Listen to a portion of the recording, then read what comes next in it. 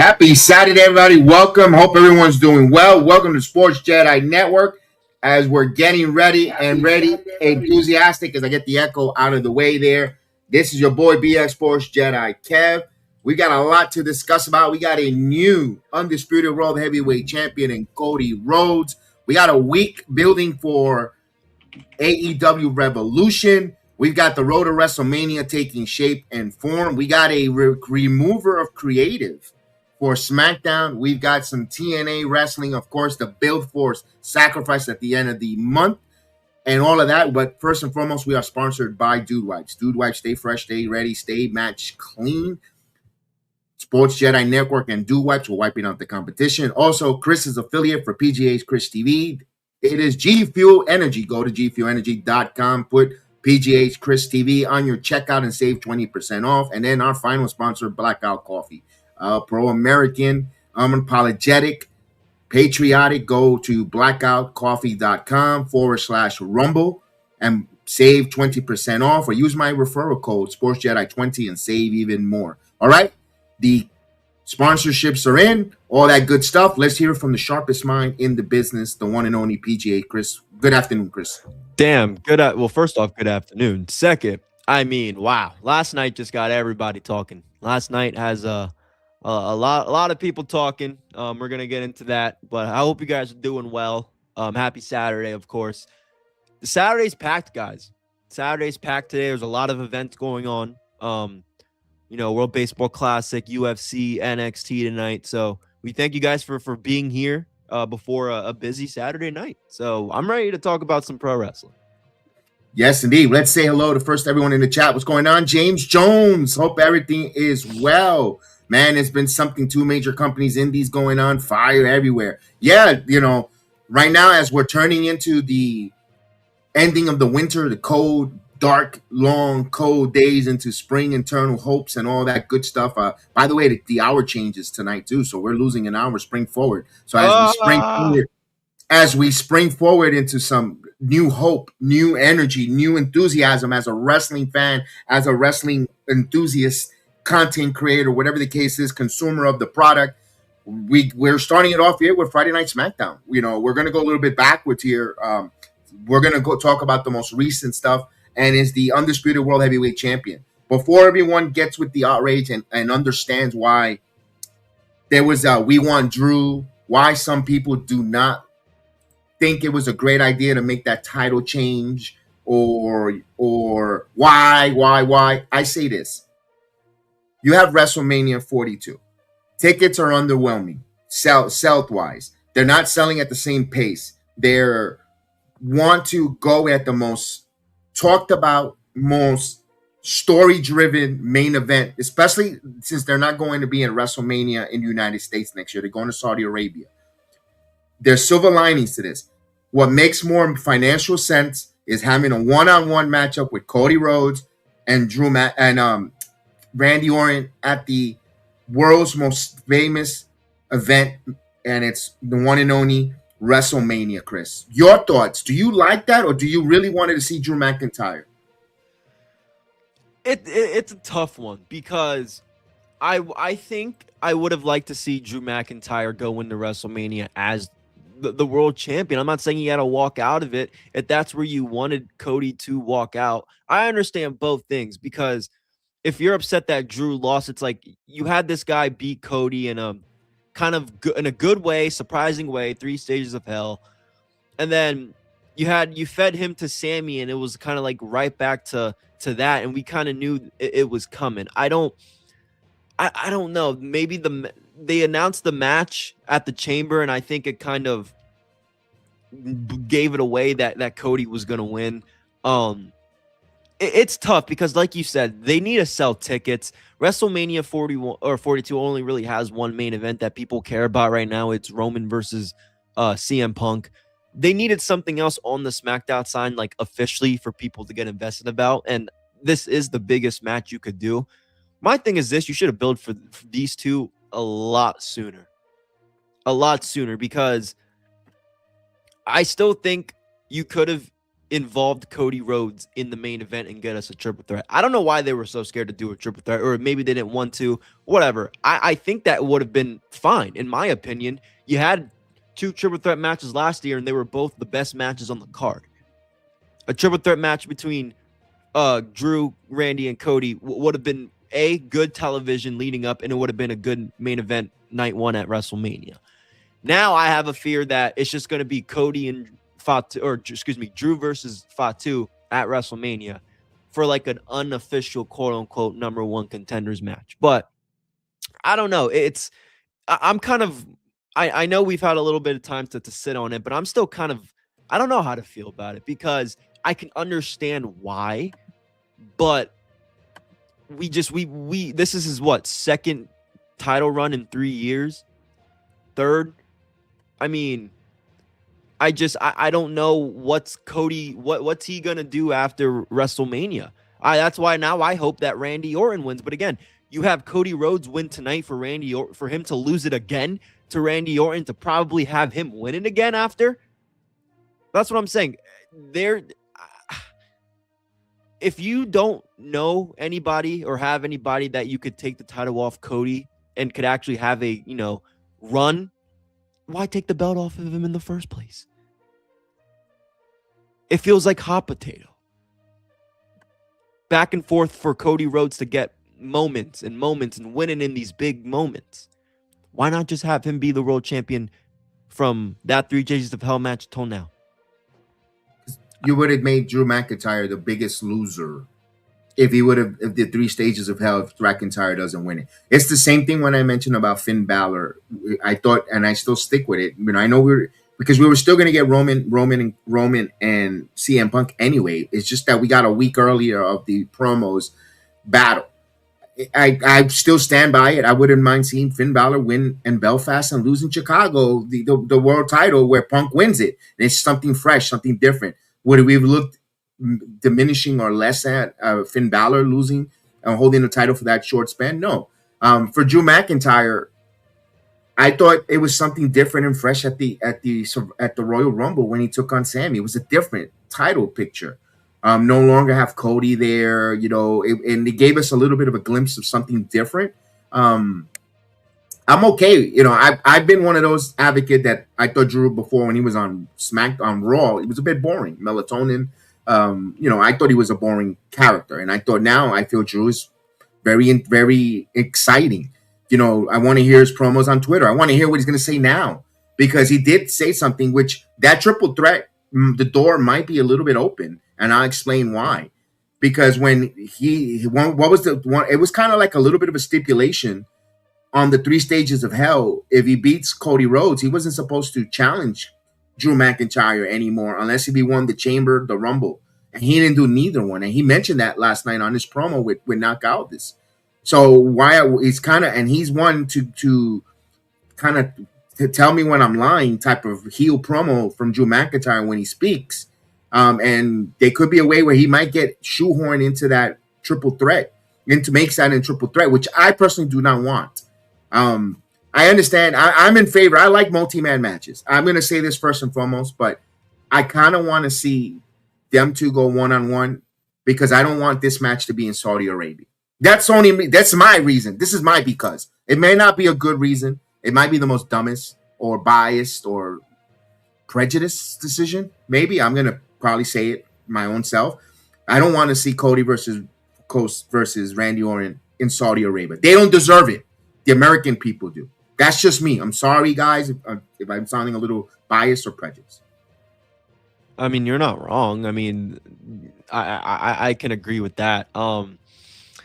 But yeah, I mean, I want to see the match. Like, that's why I don't understand why people are upset, because you don't want to see Randy Orton versus Cody. Like, this is the one match that people's wanting to see. I guess I'm just looking at it in a sense of Drew McIntyre or Drew McIntyre fans, or why people are upset anyway. I mean, I know I said, I still stand a little bit, you could have had just Cody win it, but, I think Drew McIntyre is more important on the SmackDown brand than he ever was. And again, that I agree. like you mentioned, and again, like you mentioned, that door isn't closed. So yeah, I don't know how to feel about the result. I'm not like, oh, I'm so pissed off. We're getting Randy and Cody at no, that it's not that at all. It's just, I don't know. Like, I guess I'm just wondering where Drew goes from here. That's all I guess I would wonder. Is he going to just have his match with Fatu? Are they both going to get implicated in somehow? Where does Sammy get involved? If he does, they still got to talk about Jey Uso. That's the one thing I was disconnected. A week later, we still don't know nothing about Jey Uso. Right. Like, I'm not upset about Cody winning the match and getting the match. I'm just, there's a lot of things that happened in the last couple of weeks that I'm just curious on the decision and maybe where things are going to go. Yeah, Drew McIntyre, this is one thing I've been saying, and I'm going to say it again. When it comes to Drew McIntyre, I like the fact that when he says, I'm the heel, when he speaks, he's speaking with facts. Even though he's a heel and you don't like it, he tells the truth. He's not lying. That's why I'm hoping and I'm pleading that WWE don't do a disservice and make Drew McIntyre a liar by having him the one that attacked Jacob Fatu with the footage in the back. Because we know it's leading to Jacob versus Drew. Jacob comes out, cause that take the chair away from Drew McIntyre and causes him to lose. I don't know how the referee didn't disqualify for putting his hands for Glasgow's kissing the referee. That should be an automatic disqualification, but that's another conversation. With the rules, we knew it was all geared for Cody to win this world title, which is fine. I don't want to see Jacob and Jacob and Drew because Drew attacked him and took him out. But then you're making him. Then the whole character work and development of Drew McIntyre for the last year, 2 years going to SmackDown is out the window. You just totally flushed it down the toilet, and now, come on, really? I'm hoping it's Sami Zayn in the woodwork. Wouldn't mind Sami Zayn being the one triple. If you want to give me a triple threat, Sami Zayn, Jacob Fatu, and Drew McIntyre. Okay, I could stomach that, Chris. I could stomach that. I could agree with that there because because you saw how Cody Rhodes was a little short with Sami Zayn in the back last night because Sami Zayn he kind of deserved it. It's not that Cody's turning heel, bro. Bata ya. It felt like yeah, it was like, dude, come on, enough. I mean, Cody's like getting tired of his shit. And it's funny, a hug chaser telling the other hug chaser you're chasing too much hugs. I'm like, really? I'm like, wow, that was interesting. That was funny. But yeah, no, I agree. I just, I'm excited we're gonna get the match. I think this is a WrestleMania match. I don't, you could argue, and again, there's still SummerSlam.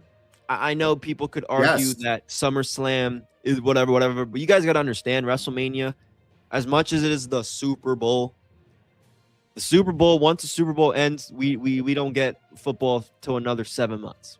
We're going to get another wrestling match or night right after with the Raw. So the point is, wrestling, like they always say, never has an off season.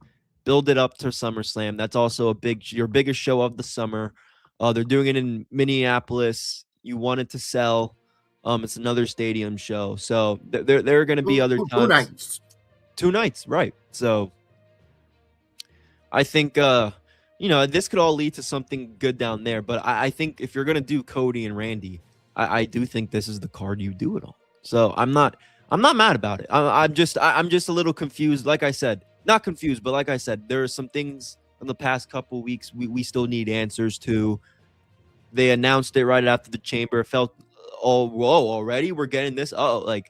So I'm just curious to see where things go from there, and if they tie Drew back in, how does he somehow get his redemption back to chasing that undisputed title is what I'm going to be, the most curious going into WrestleMania.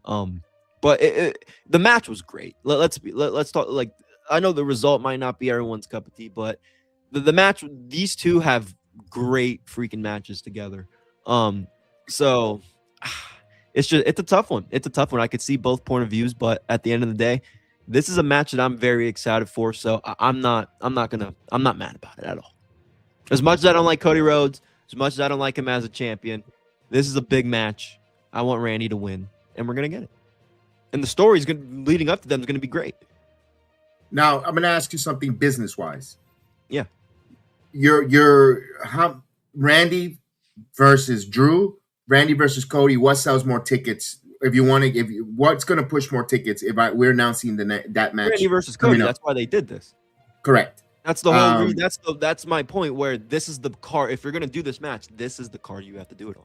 Right. Not in Backlash, not in No. Clash of the Castle, It not has to be this in. specific It was WrestleMania. it was a WrestleMania worthy audible Yes. for Drew McIntyre to drop the title. Unfortunately, it sucks for him where he's at, where he is. Yeah, I bring this always go back to. I always use this as a blueprint. What sold out the Pontiac Silverdome in 1987 was Hulk Hogan versus Andre the Giant. It wasn't Hulk Hogan and the Macho Man Randy Savage at that time, or Roddy Piper at that time. Back then, it was Hogan and Andre. And that had a short build. I believe that was in February and WrestleMania was late March. So they had that short contract signing in the middle of March, if my memory recalls. And I believe the trophy celebration was in the ending of January. If I'm trying to remember, for Hogan and Andre. I'm not saying they're at that level, but that's big name box office. You got a guy who's going for his 15th world title in Randy Orton, who, by the way, what a massive pop in Portland, Oregon last night. That crowd, 2 Friday night SmackDowns in a row. The KSC Young Center in Louisville, and last night in Portland. The crowd was electric. You know, one thing people are saying that for us as television viewers or content who want a content review created, some of them say the show might be lackluster, boring, whatever the case. They might put the Dr. Disrespect memes, or they'll, you know where they're at. They're covering an independent show elsewhere. And meanwhile, we're watching it. But the people in Portland, Oregon, the people in KC Yum Center, they're on fire. The crowds are feeling it. They brought the atmosphere and the energy. I got to give credit where credit's due. Randy Orton's pop when he first opened up the show on SmackDown, you hear it. The guy's still over here 20 years later in the business, trying to chase his 15-time world title. Let me ask this before the Randy Orton pop. Your thoughts? He's a legend. The pop was rightfully earned. He's the winner of the chamber. He finally feels important. I'm not saying he never has, but there were times where everyone's like, "Where's Randy? Where's Randy?" Exactly. So to see him, 100%, beautiful pop. Now let me ask this: after that huge pop, the right guy to generate that massive heat came out and interrupted Randy Orton in Trick Williams. Beautiful. Yeah, the right guy to interrupt it. The right guy to interrupt that and stop that promo. Because you trying to establish him as this mega superstar, which me and you have discussed. There have been talks internally of making him a babyface. No, leave him as he is. Leave Trick Williams the way he is. Don't change anything. He's over organically. Don't force it. Don't try to roll. Try to be greedy and double down, double the ante. Keep it as is. Perfect person to interrupt. Trick Williams to interrupt. But I ask this now. Now I'm more confused when it comes to the undercard of WrestleMania. Because what does Trick do for WrestleMania? He was been going jabs after Sami Zayn, but do they still go the Sami Zayn route? It's just so untricky. Yeah, the undercard for SmackDown's kind of it is tricky because I think like we had Carmelo Hayes, for the United States Championship, right? Why is he going against El Hijo, the Dr. Wagner? Like to me. I want to see Melo in a meaningful match, and I think that's going to be against Ilya. I think Ilya and Melo might be the match for WrestleMania for Melo. Trick, I don't know. I mean, you could have him doing with him and Sammy if Sammy's not involved with anything else. I don't know. That's a good question, but I think like I said before, I think they have a lot of people.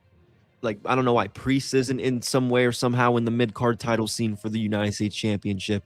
They have their thing with the women, but again, you talk about Trick. What about Oba? What's Oba gonna do if he's not gonna be? It doesn't seem like he's gonna be the one to challenge Brock.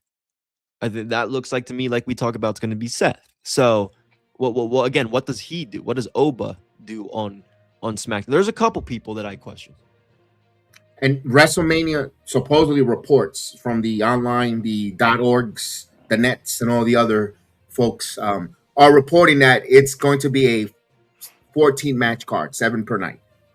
Okay. Fine. I'm excited. I wouldn't mind an 8-16 card, but I'm being greedy. I'm more going to say this. I think Carmelo Ilya is going to be Friday Night SmackDown's main event before WrestleMania. Remember, they're not afraid of putting some of these kind of matches there on SmackDown, loaded up and so forth for that SmackDown. WrestleMania is going to be, I could see, because you have to put Trick Williams you got to give Trick Williams his WrestleMania moment. That entrance in WrestleMania is going to be phenomenal.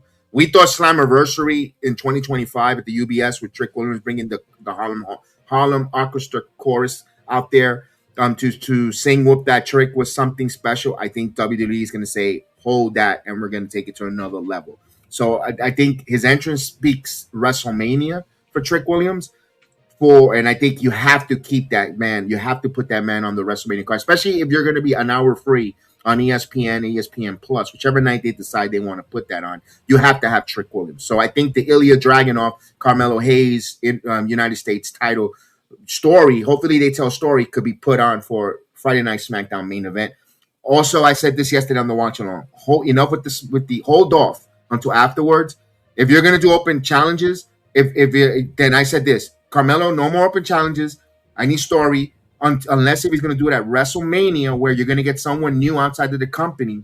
I'm going to use an example, Royce Keys or Warlord or someone that Keith Lee. I'm just throwing names. Jericho.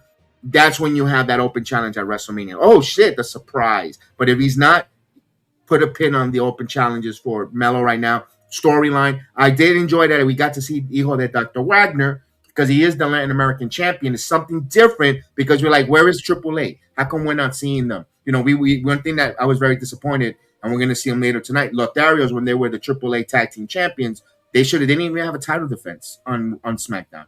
You should have, we wanted to see that title more, and they didn't. They didn't emphasize that. Let's see what happens in the mid-card. Carmelo successfully defends his title against Hijo de Dr. Wagner. A little bit of the chemistry was a little off, Chris. It wasn't the crisp or the tightest, but maybe there was a language barrier. But at the end of the day, Carmelo still comes up on top, and it didn't make Dr. Hijo de Wagner look like a jobber either, because it was a competitive match. Good match there for them. Nothing much to add there. I want to go into something that we do want to have a conversation about, and it's about the tag team turmoil matchup. They didn't announce the tag teams ahead of time because I thought we were getting the Street Profits. I said, you know what? They're not. They're going to surprise us. The Profits are going to come back, part of the turmoil, which is like whoopee-doo, where they've been. It's about time. But you could say that about the whole tag team division, Chris. Where have they all been? One thing I have a little bit of a gripe, but it's a minor, having Fraxium versus the Motor City Gun first, because they tore it up, Chris. Yes. That first matchup was freaking awesome. Here is my discord or my grievance. You started the match hot. They were working with high-paced energy. You decide to take a freaking 5-minute commercial in the middle of their match. Yep. And I screamed to that. And even on international feed. Normally when they do the USA Network feed, I have the international feed via the VPN, and we stay with it. No, they even took it off on international for the freaking... You haven't seen these tag teams on television for so long time. They're tearing the house down with the high-flying, quick-paced action, and then you pull the plug and you give it to us like a freaking prostate exam right up the ass. I was so mad. Yeah, that shouldn't have been the first match. Those are your two best tag teams on the show. And I originally thought, okay, the first team that wins this match, they're winning the whole thing. Yeah, that did not happen. You had Motor City Machine Guns get eliminated first, and then you had Fraxium get eliminated next. I mean, it was weird.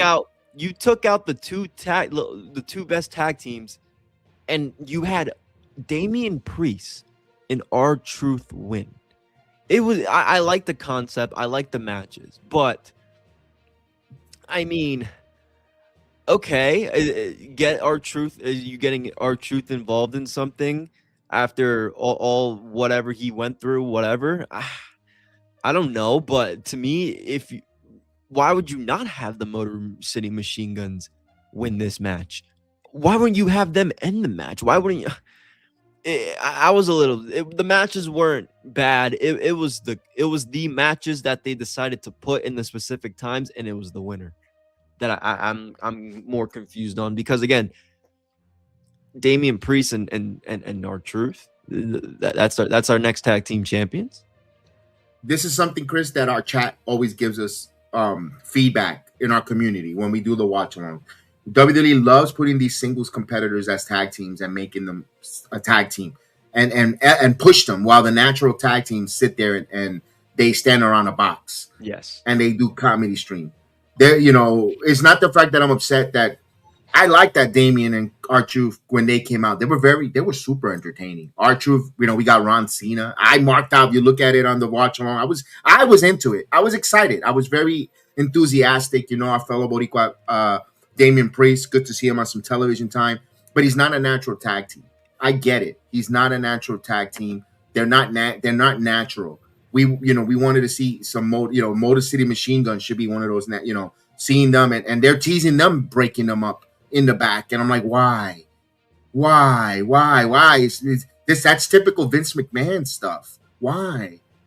They're good. And by the way, Shelley and Sabin could hold their own on their own individually, of course. Their singles resume speaks for loudly of X Divisions and NXT TNA World Champion, New Japan. They speak for their resumes alone, speak for themselves.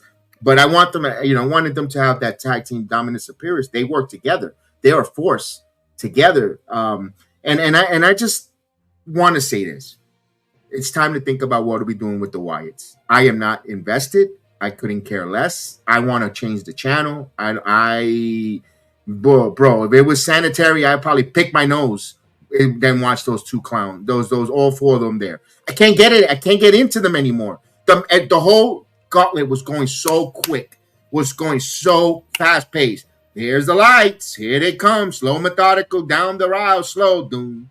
It's enough. I don't fucking get involved with them anymore. I don't feel the connection.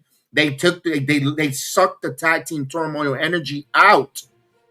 And it was like, oh, here we go. I was like, I couldn't wait for them to get eliminated. We got some more MFT plunder to get them going. And it's just I can't take the Wyatt 6 anymore on my television. I can't, Chris. Look, we talked about this off air. I feel the same way. You know how I feel about it. I like Bo Dallas when he's not Uncle Howdy. I like him when he's just Bo. We saw those couple vignettes when they first kind of started, and you saw him kind of be him. And I thought he looked natural. He was good. I don't know what they're doing here. They're dragging out the whole MFTs versus Wyatt 6 way too much. It's like they have nothing else for them. Right. I don't know how you don't have anything else for these MFTs where, they I don't know, man. I'm not. I agree. I don't want to see him as tag team champions again. They lost. They took all that time to come out and they lost. Also, Chris, how long does MFTs and Wyatt 6 are feuding? Could we say 4 months? Yeah. Well, I mean, we all thought this was going to be the War Games match at one point. So we're going to say even beyond 4 months because we have to build to War Games. Yeah. So let's argument's say 6 months. Can we agree to agree on 6 months? Yeah.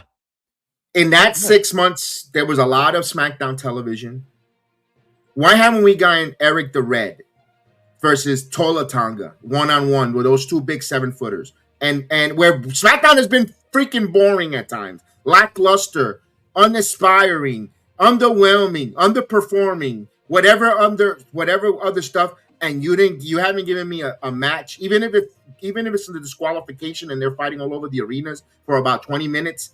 Tola Tonga and Eric the Red, two big.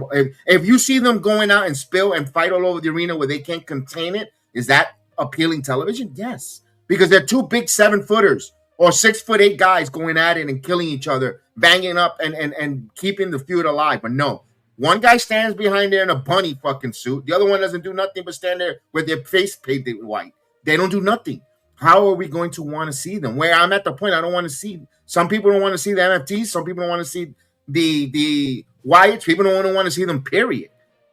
You've got tools at your disposal, and they're not using them. No, they're not. We get the same one. The pig, the Pepper Pig guy, and the vulture, always wrestling over and over. Right? And there's always Tonga and they never switch it. Give us something. Give us something different. Tonga looks like he's gonna go and battle with Shinsuke, which was a good one-off, or a little bit of a side quest, but then nothing there. Oh, go out. He talks a little Japanese. Whoopie-doo. That's it. That's all I got out of this from them. That's it. Nothing else, Chris. No, I don't even know where to go with the Wyatt Six and the MFTs from here. I have no interest in either of the teams. And Jacob's kind of doing his own thing now. He's not even involved with them. So yes. What's there to really look forward to? What's there to talk about? No, there isn't. There isn't much. And I got to give honorable mentions that I thought they looked really good. And I felt really, I had to say the Lotharios looked really sharp in this tag team gauntlet. Their movesets, their psychology, their teamwork. The Lotharios were like, man, where you could say they kind of represent as enhancement talent when it comes to the tag team division, but they didn't look like no enhancement talent last night. They worked really well. They looked really smart. I'm glad that Angel's gear ripped a little bit where he didn't have to do that cringy, when he pull apart on his long pants and sees his Speedos, it kind of was ripping apart. He did take it apart after they won, but the camera really wasn't that wasn't the main focus. So I appreciate that we didn't got to go through that comedy act with him. If you want, after them showing so strong in the ring, I got to give them an honorable mention. And I did enjoy the whole Ron Cena with R-Truth keeping that gimmick alive. A clean, bald, shaven, cue ball R-Truth, which, ladies and gentlemen, he told us he was going bald.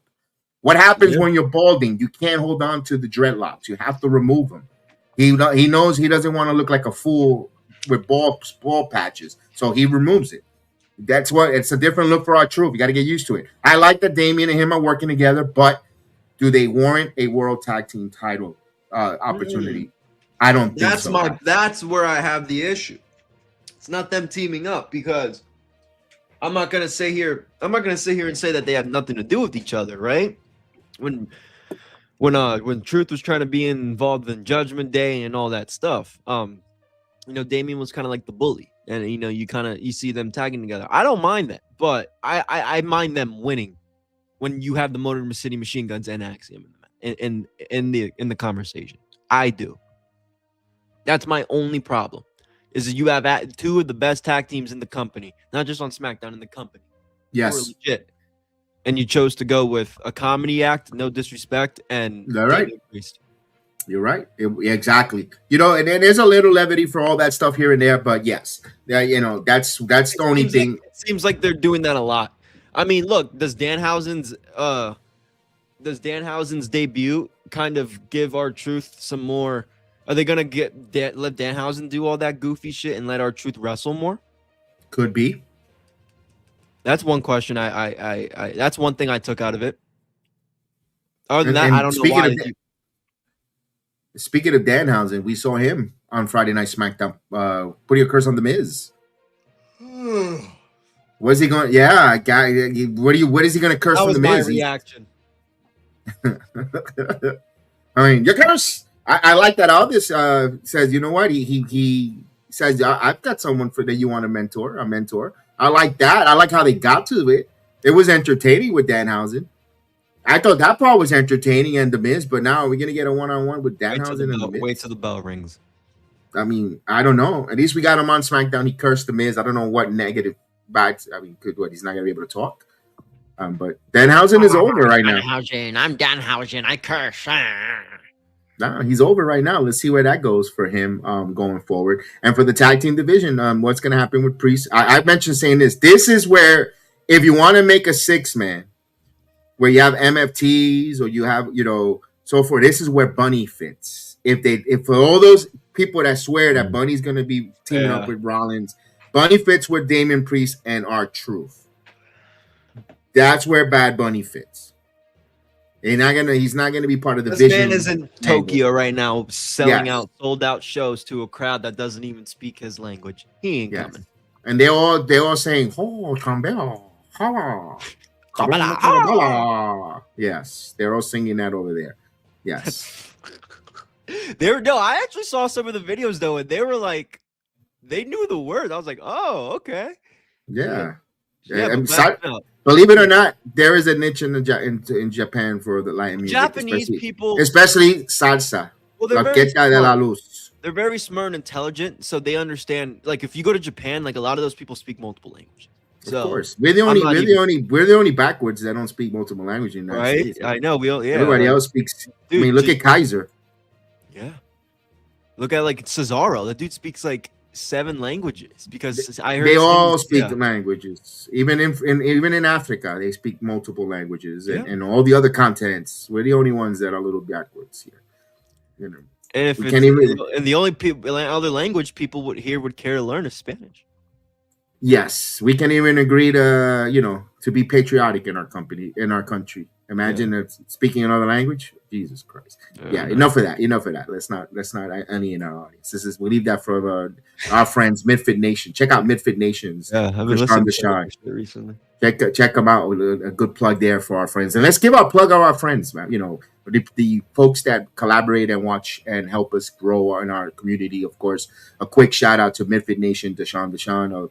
The podcast of unappreciative wrestling fans, and Alex Coquito and D-Walk, NXT Time with D-Walk, wanted to give them a shout out. Square Circles podcast with Marie Shadows. Aaron Loves Wrestling, wanted to give him a shout out as well. Wrestling Soups and Friendos to Jeff Lippman, wanted to give you a shout out as well. Hello Media, the TCP podcast with Samuel Lyons. Check them out. All the way from Lagos, Nigeria. So he is our friend, a collaborator. I wanted to say salute. You used to see him at Good Morning Wrestling here, and Samuel Lyons for the Samuel Lyons Express.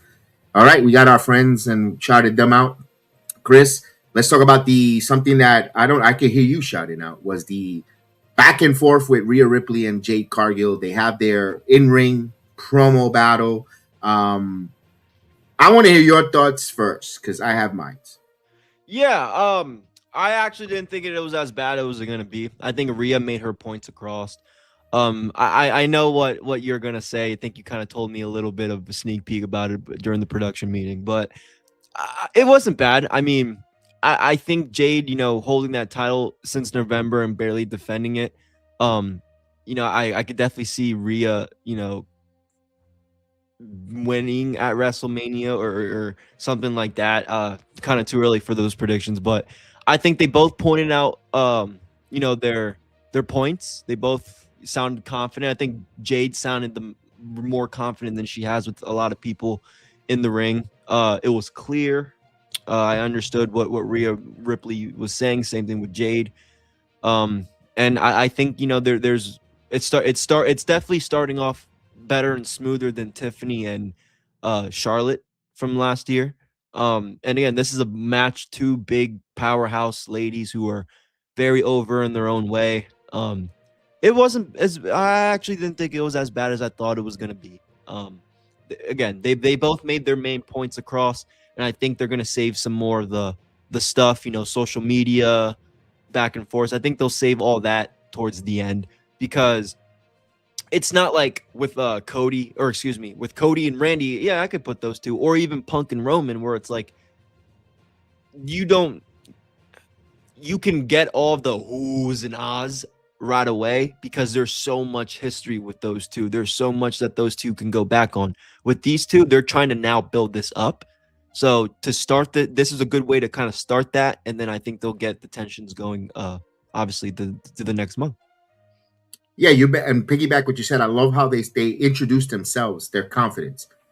What I saw, this was leaps years light years ahead of the Charlotte Flair and Tiffany Stratton promo. There was no fluster or got personal or I can't believe she hit me with this line yet. They were very professional. To me, it felt Jade Cargill when she came off, she gave her reasons why she's so confident, why she is the girl, why is she so confident with herself that may come off as arrogant in the locker room. You know, I'm trying to add stuff what's going on with the Twitter war beef, situation that misunderstanding on social media that they're having. And she seemed like it, you know what? All right, this is why I'm confident and I speak and conduct myself this way when it comes to Jade. And you know what? I'm better than you. And not to take away from Maxwell Jacob Freeman, but this is now personal for me. Where everyone's saying I'm not a good wrestler, I'm not entertaining or box office or the bitch, like she likes to say. Well, now she's taking it to heart and personal, where we're probably going to get pulled out. If this doesn't pull out the best match in Jade Cargill's wrestling career, then nothing will. Because this has got they hitting her the strings where she's trying to make it personal, professionally personal in her career. And I like it. For Rhea Ripley, I like that she came out and she mentioned, she's fighting. She does things because she wants to fight. It makes this a fight.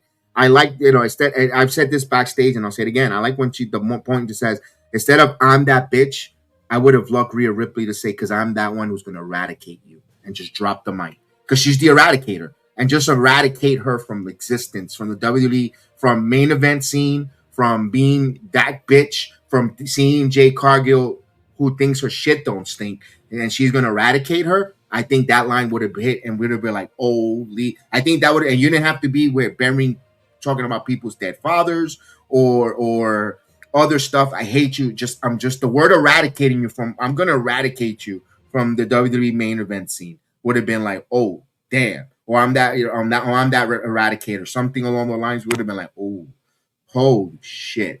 But I liked it because it got there, made to the point. The ladies behaved. They worked. It would have been it to me. I want to see that match for those reasons because it feels professionally personal. If it makes sense. Would you? And I agree. I have nothing else to add. But I would ask you this, kind of like an early prediction type of thing. Do you see a world where Jade Cargill comes out of WrestleMania victorious and Bianca comes back and that sets up their match, and maybe that's where we get the best out of Jade? Because I truly believe Bianca Belair can get the best out of Jade Cargill. They just need to have that match. I think both ladies could. I think I think easy to copy out. It's a cop out by me, but yes. What I mean by, see, I agree with you, but what I mean, I think the reason why I think Bianca is the perfect person to get her out, of her shell and really see what she has. Jade and Bianca, I think Jade Cargill has that trust with Bianca. Now, she's going to develop that trust with Jade. She's going to develop all this, the Rhea going up to WrestleMania. But when you see how close these two are, obviously Bianca's kind of already been showing her the ropes. That's why they were the tag team champions. I saw it live when they were tag team champions. Okay, they were like, you could tell Jade was following her lead. Everything in the matches, everything. And I think them two one-on-one with that, you need that. That's why everybody has that dance partner that you have the best matches with, because you trust the people. The best of the friends make the best opponents. From what I've seen, from what I've heard on interviews, all that. I'm not going to say her and Rhea is going to be a bad match at all. But I think when Jade and Bianca have their match, I think that is truly when people are going to start looking at Jade different. If she ends up having a good showing. Rhea's going to be the start, but I think people are going to want to see it more from her. And Bianca's going to really be the person that elevates her. And people are complaining, well, rightfully so, about Jade Cargill not having great matches and so forth. Now, she's right. They're right about that. But who has she really got into one-on-one with? Because she has not really. I'm going to mention these names, and I don't think she has gotten into a one-on-one wrestling match with. She's going to get now with Rhea Ripley. She hasn't wrestled Becky Lynch. Neither Bailey, Charlotte, Bianca Belair. and Charlotte Flair. Those are the cream of the crops. She hasn't wrestled them to put a barometer. She's taken, and no disrespect, the likes of Tiffany Stratton, I believe, one-on-one, Meechin, which is not your Jay Chelsea. And right now, you're not ladies known to elevate and build. So, that's where, it's not apologetic for Jade Cargill neither, but still, she hasn't really gotten anyone to help her get and help her character elevate and take to another level. Her beating Rhea Ripley is going to start that ascent to see if she can. Right now, I feel that Jade Cargill is getting stuck in that Ronda Rousey vortex with that stereotype, because we've seen it already with Ronda, and she didn't want to evolve or change either. She wanted, and that's where it's coming, where the issue is. I think for Jade, I think she's going to have her great match coming up with Rhea Ripley. I think Jade, for now, as of right now, I think she's going to beat Rhea Ripley currently right now. Yeah, I see it. And then I think Bianca's going to come out still. But doesn't mean that if she doesn't handle herself correctly with the microphone and her backstage adequacy, that could change. Yeah. So as of right now, I'm going with Jade having the edge over winning, but card is subject to change. Remember that. It always says it on your tickets and anything when it comes to professional wrestling. Card is always subject to change. So things could change in 6 weeks from now. As of right now, as of last night, not because it just feels like it's going to be, they're going to try one more, that big push to get Jade Cargill elevated for those reasons. Haven't wrestled these ladies one-on-one. There's still a lot of matches eventually there for Jade to have, to see if she's going to sink or swim in the superstar. Yeah. So interesting enough there for SmackDown. And anything else from SmackDown that we not missing before we move on to another show, another program? I mean, not really. I didn't really take anything else of it. I think people are looking at Johnny Gargano's promo a little too deep. Yes, that's what I wanted to talk about. Gargano comes out, gets on the microphone. Bro, I called it immediately. I said, this is Obafemi. I mean, Heather was like, damn, you knew. It felt like Obafemi. He got squashed. Yeah. Just release him. He's just taking a roster spot. He does nothing for me. I wasn't ever been a Gargano fan, period. He's too short. He's too small. He's too tiny. It doesn't fit. He would have some banger matches in Collision. Just let him go. Off he goes, please. It's unfortunate because I was a fan of Gargano, but he gets no pop. What's he gonna do? He gets no pop. If this is a time for him to get sympathy, getting squashed by Obafemi, he got no cricket. He got crickets, bro. And so does Candice. Being near him doesn't help him either because she gets crickets as well. They get crickets. There's no reaction. There's no. That's different if he's supposed to be a heel and he don't even get boos. Not even go away or shut the F up boos. No, because he sucks as a heel. He's too nice of a guy for me to think of him as a heel. He's not a natural heel. But he's not interesting enough as a babyface. That's what I'm saying. Go have your 5-star matches in Collision. He's not WWE material. Go help. And there's nothing wrong with that. Go save Ciampa from FTR. That's it. I'm gonna be honest with you. That's where he fits. If that, and that's nothing wrong with that. He fits very well in AEW. It does. There's nothing wrong with that. He's going to get elevated to his full potential there, in the land of the, under 6'4" guys. Yeah, I mean, look, he's gonna have good matches on Collision. I think they're trying to treat Collision seriously. Yes, because I and we'll talk for me covering Dynamite every week, they're really, really emphasizing the Collision. And the cards actually haven't looked terrible. So it's just a lot of shit going on where I'm going to watch before Collision, the classic, the UFC, WWE. So it's but my point is they're trying to make it important. So yeah, have him on there and have him, you could have him and fucking Ciampa for the tag team titles. The tag team division needs it. I don't think that for Obafemi, it really didn't do anything coming out there and destroying. I'm gonna be honest. I think Oba's just. I hate to say it. I don't think it's a bad thing either, though. I think he's gonna win the Andre. I think so too. I think that's his WrestleMania moment. I think so too. Or SmackDown moment, because that's not even SmackDown. That's not even on WrestleMania anymore. So I think, yeah, his WrestleMania weekend moment's going to be the Andre. Winning the Andre the Giant. Yeah, everybody's going to disappoint in Brock Lesnar. No, you don't want to, because you're not going to have him. You're not going to have Obafemi job out Brock. Brock is not going to get himself if Cena lost to Brock the way he did, you think Brock's going to let Oba even get a fucking couple punches in? Fuck no. And no, the creative don't want that. They're not gonna put those two yet. At least have him and Seth Rollins go at it, where WrestleMania 35 in MetLife, Seth Rollins actually beat Brock Lesnar in the opening match for the Universal Championship. Yes. So it's not gonna be. I'm not gonna sit here and say, well, Rollins has no chance. Yes, he does. He did it at WrestleMania 35. Yeah. No, and you could tell. Yeah, there's more history there because of Rollins putting his hands on his advocate. We mentioned it before. And when they were feuding during that time, Heyman was Brock Lesnar's advocate. So their story goes back 10 years ago at that WrestleMania. That's what it seems like it's going. And you're getting, yes. Because it seems like after Monday Night Raw, we get into right then Monday Night Raw, and then we'll jump into other companies. The Monday Night Raw, we saw the Advocate getting stomped out. We get the Max Man. We got about 4 different Max Man. Eventually, Rollins steps in and takes out Paul Heyman. What's going on, Grandmaster Soul? Sexy Corrales. What did we not hit with you that you didn't like, so we could have a conversation, pretty much. But thank you for writing in the chat, Sexy Corrales. Appreciate you. Grandmaster Soul, what's going on, man? Hope you're doing well. Soulless. Chris, your thoughts there with the Advocate getting taken out.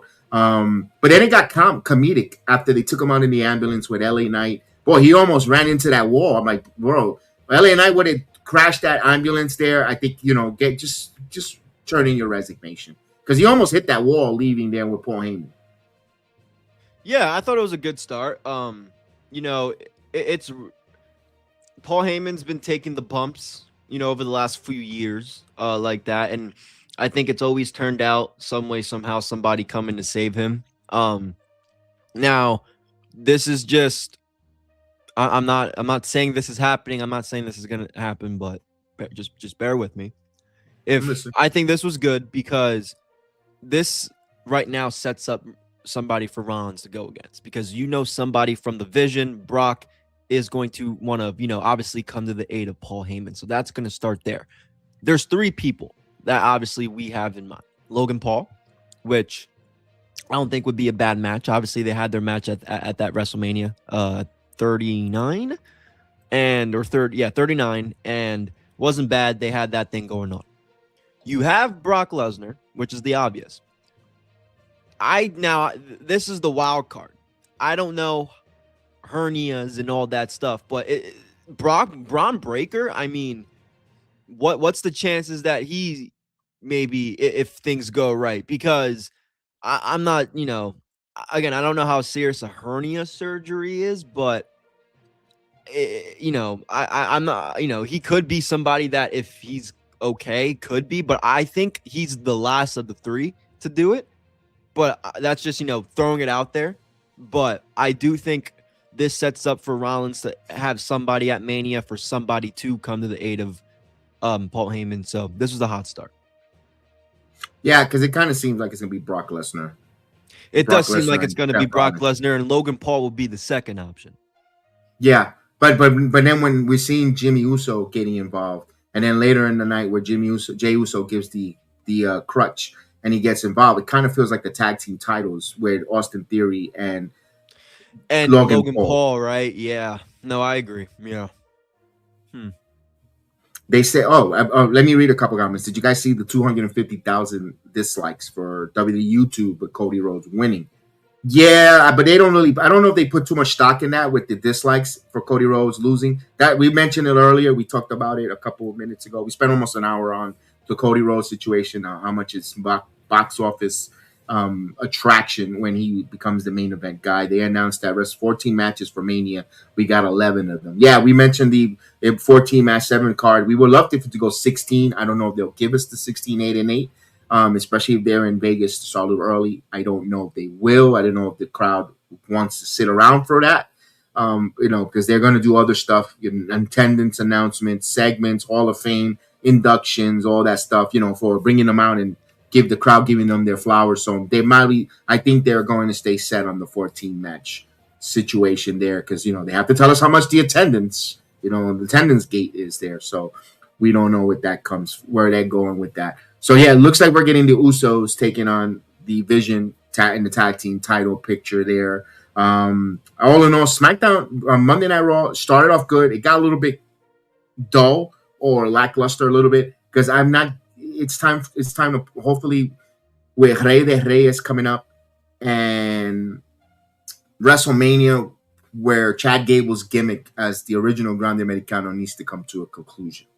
The fact that I didn't like that they made Kaiser's gimmick change his colors to black and gold. I need him to come out in the Grande Americano with the Mexican colors because let's face it, especially when we saw Dr. Wagner on Friday Night SmackDown, AAA is part of the company. It's part of the family. Don't try to make it seem like they're in different galaxies. They're in the same freaking universe. They're in the same WWE planet. Keep it where Kaiser's the same. He might not get the babyface reaction here in the United States, but keep him with the same look. Don't change his look when it comes to Kaiser. And we're probably going to get the Kaiser versus Grande Americano added to the WrestleMania for the mask match. I'm not looking forward to that one, Chris. Oh yeah, I'm not either. I think when it comes to El Grande Americano with Chad Gable, I don't know why. You know, I understand kind of, but there needs to be some way somehow. I do not want to see Ludwig and Chad as the Americanos going one-on-one at Mania. That I don't. I don't need a loser unmask or loser. Like, I don't want that. I think Chad Gable should just some way somehow at that AAA show unmask himself or whatever, say some way somehow, and he just comes back as Chad Gable because yeah, I'm not the thank yous. I'm not feeling it. I'm not feeling it, Chris. No. I'm not. It's not something I'm looking forward to. One thing that I wanted to say, Grandmaster Solis, I need you to watch some of our old video, our last week video, or 2 weeks ago when we had. I'll watch the 2 video. weeks ago, because I'm going to say this, I'm going to say it again. It's not never gonna happen. Bad Bunny and Logan Paul is not happening. Bad Bunny did not cancel concerts in April to be at WrestleMania. I don't know where you heard that. Because there are Puerto Rican politics involved. I don't know where that report where you heard that from. Act 22, La Ley 22 de Puerto Rico in the Act of 60, where these son of a bitches, the Paul brothers, are not paying taxes and buying property, where Bad Bunny is standing on that with the Puerto Rican government or the Puerto Rican people, and politics is not going to wrestle. It ain't going to happen. Just because those two are WWE affiliated and they had some things to say, they're not going to wrestle. No. That's not happening. That's not happening for WrestleMania. We'll be the first ones to say we were totally wrong. Yeah, we will be the first ones to come on here as soon as it announced and just do it. Yes, and do a separate video just saying we were fucking wrong. But it ain't. That video's never gonna be up because we're not wrong. So. Mm-hmm. So just check the video. We have Alex Coquito from Rican Reaction explaining as well. All that it all has to do with the Hurricane Maria, with all the property, all that stuff. Check out the video. And people are I understand it's a sexy pick, it's something, but it's not going to happen for the reasons. And we'll show you the math why. Not because we say it and we show you the work, like they say, on that there. So for Monday Night Raw, let's talk about that final segment because we want to talk some Dynamite and other stuff. Chris, the final segment, CM Punk, the Tribal Chief Roman Reigns. The back and forth, but that last line, you're gonna like, because I think Punk got really offended when the NXT line of going to work with and help the talent for tomorrow, and we brought you back. It's a lot of we. It leaves it open to interpretation. Who is we? That's my first question, and then your thoughts on the promo. Who is we? When Roman says we, maybe him and Dwayne, maybe him and Dwayne. I don't know. Definitely Dwayne. Yes, Elliot. Yes, we are. We will be streaming Vengeance Day tonight, both on the Rumble and on YouTube. I'll be doing the for the PLE there. Ellie, if you want to join me as a pundit or on screen, reach out, man. But dying you come on and join us, man. We've been dying for you to reach out so we can send you the links and stuff, brother. I don't have Facebook. That's the one thing. It says I have it, but I can't for some reason log in. Just a little side note there. You think it's Dwayne? But does Dwayne want to come back to wrestling? No, but do you remember when the WrestleMania 40 kickoff show in Vegas and what Punk said about Dwayne and his and they're both reactions? Yes, I do. That's why I say that. I like it. Because he is still a board member. Dwayne looked pissed. He was. The Rock looked pissed. Genuinely pissed when Punk made that comment on the announce table. Big E was even like, oh, shit. Yeah. I know who he is, I think. To answer your question. Is it adding layers? This is awesome. Layers. This is awesome. I don't give a shit about that last line. Like, what I mean by that is, it was too far. Come on. In pro wrestling, this is just me.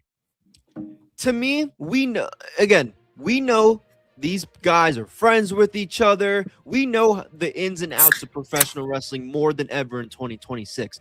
Can we please have something that genuinely feels personal just for once without anybody?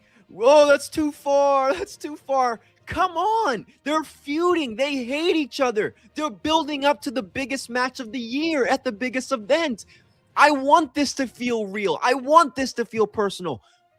I honestly wish Punk would have kept going. And he will. I want this. Why don't you guys want this too? Why are some people saying he took it too far? It's the bloodline diehards. Like, I understand, like, if storyline-wise, what they're talking about on Busted Open, because I'm really talking about Dave. And it's like, if you want all the Samoans to rally behind, like, what I liked what Bully was saying, but I just throw that out because he's the first person that pops in mind. He's not the only one. I've seen a lot more people. But him having the voice that he has, he's obviously, I bring him up.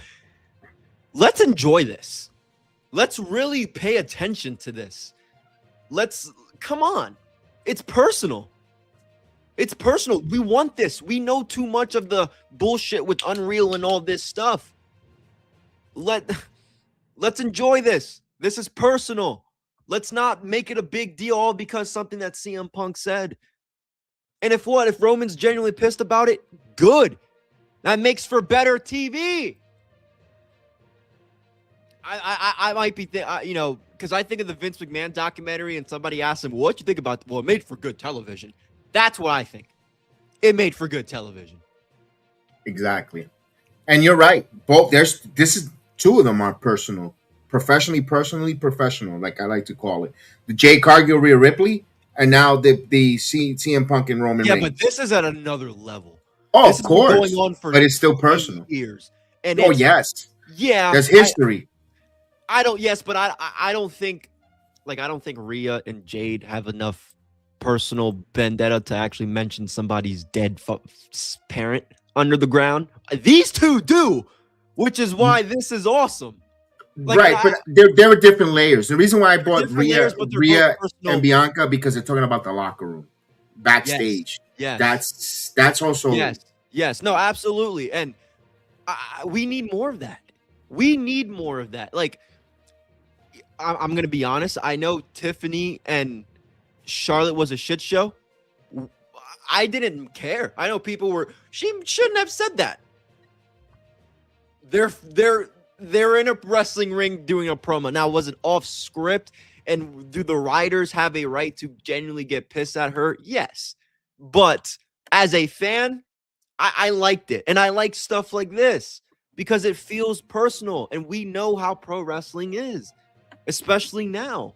So I appreciate when they maybe say some shit that you're really like that was genuinely something that, whoa. When was the last time we've heard? When have we reacted like that in the last few years with this fucking company? I can't tell you the last time. It's been a little. Maybe the last time Roman and maybe Punk and Seth, when Punk first came back. Or the line where Roman told Cody, "Your dad wanted me as his son." That one was like, oh shit. Yes, but it's all but you notice how it's always a one. It's always the same people involved: Punk, Roman, Seth. Like that's what I'm saying. Like we don't get that with anybody else. So can we enjoy this with the main event talent instead of getting so hyped up because CM Punk said something that was out of pocket? Yes, but come on, this makes good television. This Roman Reigns, he's the tribal chief. He knows how to come back like a big boy. We don't need the fans crying and bitching for him. All right. Let's enjoy this. This was awesome, Kev. I loved it. I love it. I love what they're doing. This was awesome when the promo hit like that. Like, oh damn. And here's one thing: people pick and choose to be hypocrites, right? And we all do it. And we all tend to be a little hypocritical in everything. Because I wanted to see what Bully Ray had to say and Busted Open and LaGreca and all that stuff. What Bully Ray say that he didn't resonate, he didn't like it, the Samoans offensive. But meanwhile, he had no problem talking about Tommy Dreamer's dead mother in his promos, bro. Right, and he was don't be a fucking hypocrite, man. Yeah, because Alpha and Sika meant something to me and Devon. Blah blah. You don't think so? You don't think his mother meant something? Tommy Dreamer's mother, that you go and cut a promo and you rip out and you don't care about his. Come on, dude. Bro, I'm gonna give you. You know why I think Bully's a hypocrite too? House of Glory, when Zilla Fatu and Bully Ray had their match, Jason Solomon, whose mom passed, and he talked, "You're shut up with your mother," and you could see the look on Solomonster's face, like, come on, Bully, don't be a hypocrite, because you know more than ever about saying shit like this exact line. You've said it to multiple people. You've said it to somebody a podcaster who generally was like, well, what's he gonna do? What's he gonna say? Like, he picks and chooses. He knows that Roman, if I see Punk, I'd say, shut the fuck up. I see him in the performance center, I'll tell him you crossed the line. Certain people, Bully Ray will do that too. Punk and Roman ain't one of them. But no, he's going to go after the podcaster on the independent show because he knows he's not going to do anything. Same thing with back then. Tom, you think Tommy was going to really, really do anything at that time? No. What was Tommy going to say? What's Punk and Roman? Oh, they're going to slap the shit out of you, maybe even worse. Like, Bully picks and chooses. I have a lot of respect for Bully Ray. I think a lot of the times when he says shit like that, I believe it, but not when it comes to like a Punk, like these guys, you're not slapping the shit out of them and getting away with it. Go slap Jacob Fatu and tell me if you get away with it. No, it's just, and the hypocrisy, because we all tend to have it. Like, oh, I think this is what's going to reheat the Bloodline storyline. This is LaGreca. I think it's going to reheat the Bloodline storyline because they've been dead after WrestleMania 40. Yeah, because you caused them for that storyline to die with your crying with your pink robe. Yeah. Now you want the Bloodline to reheat and join together when you instead of allowing it to natural course to fade away and go away and finish and get to their storytelling ending. But no, you had a microwave, did a nuke it because you wanted Cody Rhodes injected in there, finish his story with the pink robe, and you went on you got disheveled, and you rallied people crying. You killed it because we would have been done with the Bloodline storyline. We would have been now pretty much in the era of Cody. But again, it's not going back and forth. I still stick with it. I still say that was still a mistake. They should have let Roman and Rock finish that. Let them do that. Get that out of the system. And we would not have all this dissension with creative backstage shit and nonsense with TKO, Levesque, Johnson, the Samoan dynasty issue that's going on. You could see that. You could see how that's transpiring. If you're a wrestling fan or content creator, you don't see the internal civil war that's happening on our WWE television. You're turning a blind eye. You see now Brian James exits the company. 6 weeks before WrestleMania?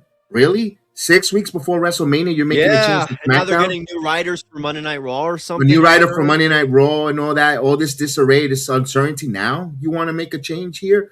there is a civil war when it comes backstage, and it's beyond unreal that it's just like, what the hell is going on? That's why it's been so lackluster. Haven't you noticed the wrestling product where storylines and has been super safe, passive, very nothing connects before until the main event of WrestleMania was changed when Rock did not get his WrestleMania match against Roman Reigns. Everything in creative went safe, pedestrian, get us by to make money, but nothing important, nothing exciting, nothing. Oh my God, I gotta tune in, must watch episodic weekly television when it came to the WWE like it was before. But like I say this, when they wanted to sell it for $9-10 billion to TKO, everything was hitting from B-Fab to Chad Gable, every connecting tissues back. Oh, look what's going on in the background. Oh my God, look at this. You see this dissension. You see this. None of the stories feel the same ever since The Rock got denied his WrestleMania champ. And not only that, we'll take it even further. When he didn't even show up for last year's WrestleMania and threw in Travis Scott and they debunked John Cena's retirement heel turn. You could see that internal, and I go back to that spot when you see him say to Triple H, "Fix this shit." He's invoking my family, talking about my family. Remember that? They never paid that off because that was unscripted. That was Rock really pissed off because Cody says, we didn't care about his family tree. And that pissed off Dwayne. Yeah. Yeah. And it's showing. Oh, big time. And it's showing. Years later. Brian James out of the company, writing, everyone's celebrating, exciting. Look, was he the greatest? No. He wasn't. SmackDown was terrible. SmackDown has been terrible. You need a fall guy. And I think Unreal showed a lot about him too, unfortunately. That he cannot keep personal and business separate. He wears his heart on the sleeves. Mm-hmm. You think he doesn't? He's too nice a guy for what he does, for his position. That's one, but you don't think that he knows that shit sucks, and his name is he's the face of that show on Friday nights. I do, but I don't think. I ultimately think some of his shit doesn't even get approved. I think 90% of his shit doesn't get approved. I know, that's why, and it falls back on him because he's the lead writer of the show. They go the credits at the end, his fucking name is on it, and I don't think he. We saw this on Unreal. We talked, me, you, and Krishan talked about this. I don't think that he really. I mean, he has his obviously with the truth and the personal relationships and the business relationships, whatever. But he's too nice of a guy. That's one. And like you mentioned, I think there's people above him that don't want to see him either do well as a writer, or they don't want to bring his ideas on the TV. And then they kind of rewrite and mix match some of the shit that he wants. And then he has to fucking tell the talent, and he has to go on with the show that's written because there's nothing that he can do. That's why I understand blaming the writers, like the lead writer of a show, but it ultimately falls back on the head of creative. Who are the fucking people seeing this shit? That is Bruce Pritchard, Triple H, and the other clowns that we saw on Unreal. It's not Road Dogg. Road Dogg's just there because he's the SmackDown show. He, when they're talking about Monday Night Raw, this guy probably doesn't have a fucking say in anything. And they exposed that on Unreal, in my opinion. That's why I wish Chef. I got to reach out to Chef Dan because I want him to bring it in as when it comes down to the kitchen. You have your prep line, you have your shoe chef, you have your executive chef, and you have the executive chef buys the ingredients and goes to the line cooks to prep chef and all that. How that works, I think that's how the SmackDown is creative. I wish he was on to help us explain and tell us how the kitchen from a Michelin star chef. I know he's working his ass off to just get to another level of financial freedom that he wants. So that's why he has been away from the Sports Jedi Network, but he's doing his thing. He's grinding on that. So shout out to Chef Dan. I wish he would have bring us that because I think, like you said, head creative feels like they're the executive the chef and the sous chefs and the line preps are trying to do their best, but we're not serving tonight prime rib. We're serving fish tonight, and they have to go, oh damn, or they're pushing a seafood dish, and they want to give you a vegetarian dish.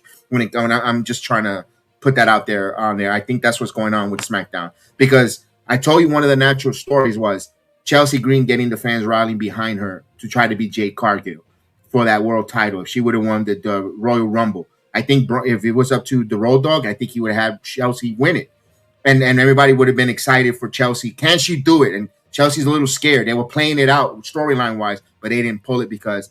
Then I also got to put Nick Khan in this, because Nick Khan, we need to sell tickets. That's not the most money. Nick Khan's a big one too. He's a big part of it. He's a big part of it because it's not because we need to charge over $10,000-$15,000 for people to sit there for 2 weeks. We can't give them Chelsea Green versus Jade Cargill. It's not, people are not going to want to open up their wallets. They'll pay, but they won't pay the prices we want.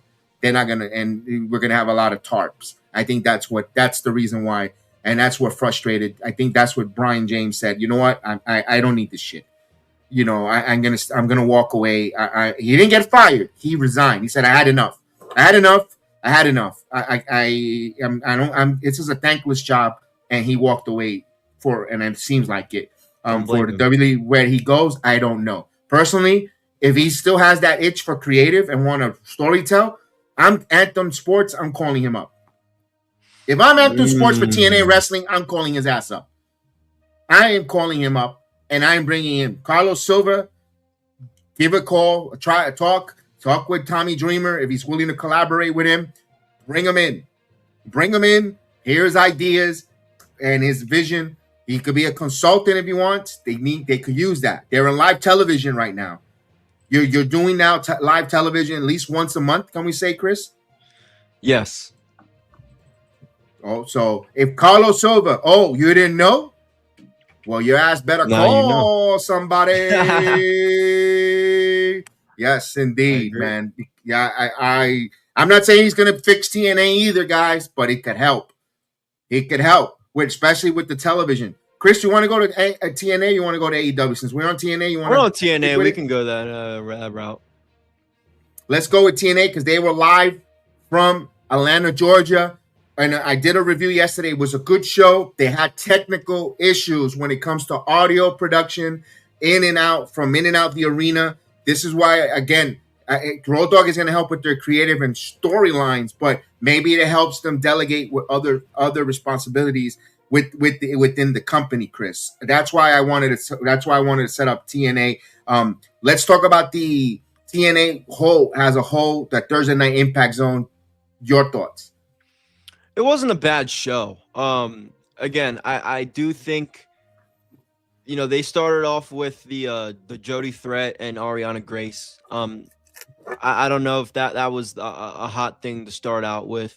And then you transition right after into the elegance stuff. So again, they're starting off, to me, I just think they need to find better ways to start off. I think they did a good job of that last week with having Santana, Slater, and the Nemets.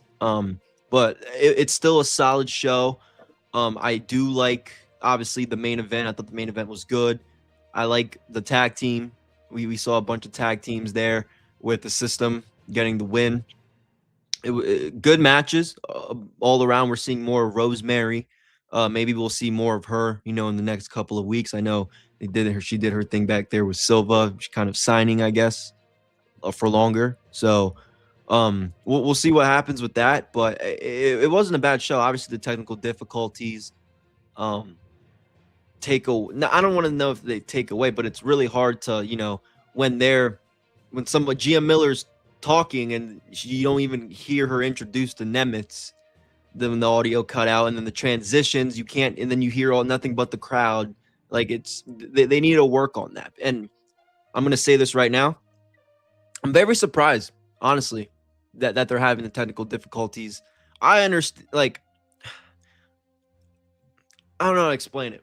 When I watched TNA on Spike TV back in the day, I don't remember there being this many technical problems. And they were in 2026, and the technology is better. The people there are way more smarter than they were back then. I'm surprised that the technical problems are happening. And I think you mentioned this on Thursday too. Wonder if Silva is like, yo, what's going on? Like, why are the technical difficulties happening? Because I know he's not happy about it. He's a live sports guy. Like this is his industry. So that's why, again, I'm not falling it on him. I know that he's probably upset about that. So, I mean, I'm not going to take that and make the show sound bad because it really wasn't. But, you know, they do got to fix that, because I can see why people are like, well, what's going, you might have missed something. And then when GM Miller's like, for example, like I always go back to that example when GM Miller's, and then the Nemesis come out, we didn't hear the whole 10 seconds. So, but the show's good. They ended up fine. The main event, there's still interest there. Steve Macklin, you know, we're gonna get that match with him and Santana soon. It's still a solid show. Hopefully they keep growing every week. And you know, we'll see. I've saw some couple things already. So the show next week is looking decent. So I don't really know what else to add. It wasn't a bad show. Just fix some of the technical difficulties and start off hot. I know Carlos Silva this week, and we're going to talk about that before we wrap up TNA, has taken a little bit of heat from either reporters, IWC, the handling of talents. But Carlos Silva, yes, he's the president of TNA Wrestling, of Anthem Sports, of Victor FC. I believe all the different things under the Anthem Sports library umbrella. This man is part of the PFL, Professional Fighting League. You know, one of his inceptions. The guy knows about live combat sports. One thing that he told us on many interviews here in our channel, to ourselves, in person, as well on our platforms. He's a guy and he says it openly. He's a man that likes to achieve goals in short term, 3, 6, 9 month goals. Mentioned by him, he likes to always see where the product is in those time frame and where they're going. One thing here is going to be their first 3 months into AMC. We're seeing the audience grow on the network, to viewers, the viewership, the enthusiasm, the viewership with it. There, you could say that's a check the box. You could see there's pros and cons in the AFC and the AMC move for TNA wrestling. Guarantee this man will fix that. Issues with the audio. Yeah. Right now, could it be a little bit complicated because they're streaming they're going on network television AMC. They're streaming on the TNA Plus app. They're also streaming on the AMC Plus app. Plus, they have all these other affiliates where in South America. They have all these different technicals where they're streaming in Claro and all the different things. Could it be that the feeds are a little bit complicated or convoluted for the talent that they have in their productions right now? That could be too, but I could some of it be AMC? Because I had the official Anthem website pulled up, and I mean, they own movie networks. Yes. Hollywood Suite, Fight Network, Game TV Canada. I mean, this is his fucking specialty. So I don't know. You know, I could. That's why I say, could some of it be the AMC broadcasting that's interfering with their, like, because I know we watch them on TNA Plus and we're still getting the TNA Plus, you know, technical difficulties. But is it like the AMC? Are they like, how do I explain it? Do they have like an AMC crew and a TNA crew, and they're just kind of, okay, we're here. I think so. Like, do they not know what their communication is in their fucking headsets? Like, it could be. Not working with each other. They're learning how to work with each other for the first time since January 15th. And I think that's what that would be my theory, because again, live production is Carlos Silva's specialty. That's the big reason why TNA, you know, they own access, for crying out loud. Like, they know what they're doing in that, you know, type of world. I don't know. A little bit could be AMC, but the point is, screw the technical difficulties aside, they have a solid show. It's, again, how do you start off that show, right? Maybe, like, instead of saving Santana for the end right after, would you start him off and then end with your Leon match? Do you, like, I don't know. I'm not saying you have to start off with him specifically, but when you start off with the good match between the women, and then you give us the elegance. And I don't know, and I know you could, well, elegance, they put them on there so they can get one and done. But that's the start of your show. That's where people are tuning in right after whatever show is on before TNA. and then they see this fucking Mr. Elegance, I'm turning my TV off if I'm somebody like that. But they didn't. They started off with the Knockouts title match, which was not a bad match. Mm-hmm. I just felt I was a little over the place, confused, because we had so many knockouts around the whole ring that didn't do nothing. I like the fact that Tessa came out with the Diamond Exchange or the Diamond Club, and they sat in the front row and they were on commentary. They were on commentary on the set. I like that. But then we started getting the influx of the different knockouts. You had Danny Luna come out through the crowd. You had Indy Hartwell and in the other side on the other barricade, and then you had the Angel Warriors at the top of the ramp. Nothing was done there. They just stood there and came out for what? To let us know that they're part of the company.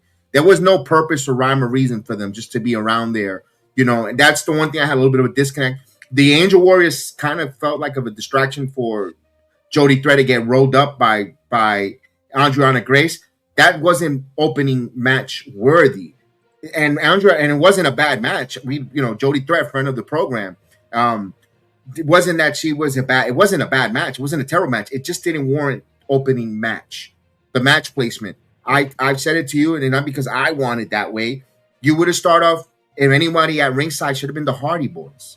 Mm-hmm. Coming out and on AMC, so people go, if you're live, you want to hear the crowd in Atlanta go ape shit on AMC, seeing the Hardy Boys come out and doing all the thing and sitting at ringside and having Matt talk on the microphone with Tom Hannafin and Matthew Renwall about the triple threat, and knowing that we got the system winning. The match was a phenomenal match. The moment in the beginning when you have your largest audience coming out of the movie, when you see Dutch and Bear Brunson, those two big Haas in the middle of the ring, go at it. You're like, oh shit, this is something. Wow, what an opening contest, hot. And then and the guy thing they didn't. You go to Gia Miller and you have Nick Nemeth. Oh damn, Dolph Ziggler. People know who Ziggler is in your second promo coming back from the show, and you hear Nick Nemeth talking about that Leon Slater main event match for the X Division title. You're retaining your audience because you saw, oh damn, the Hardys,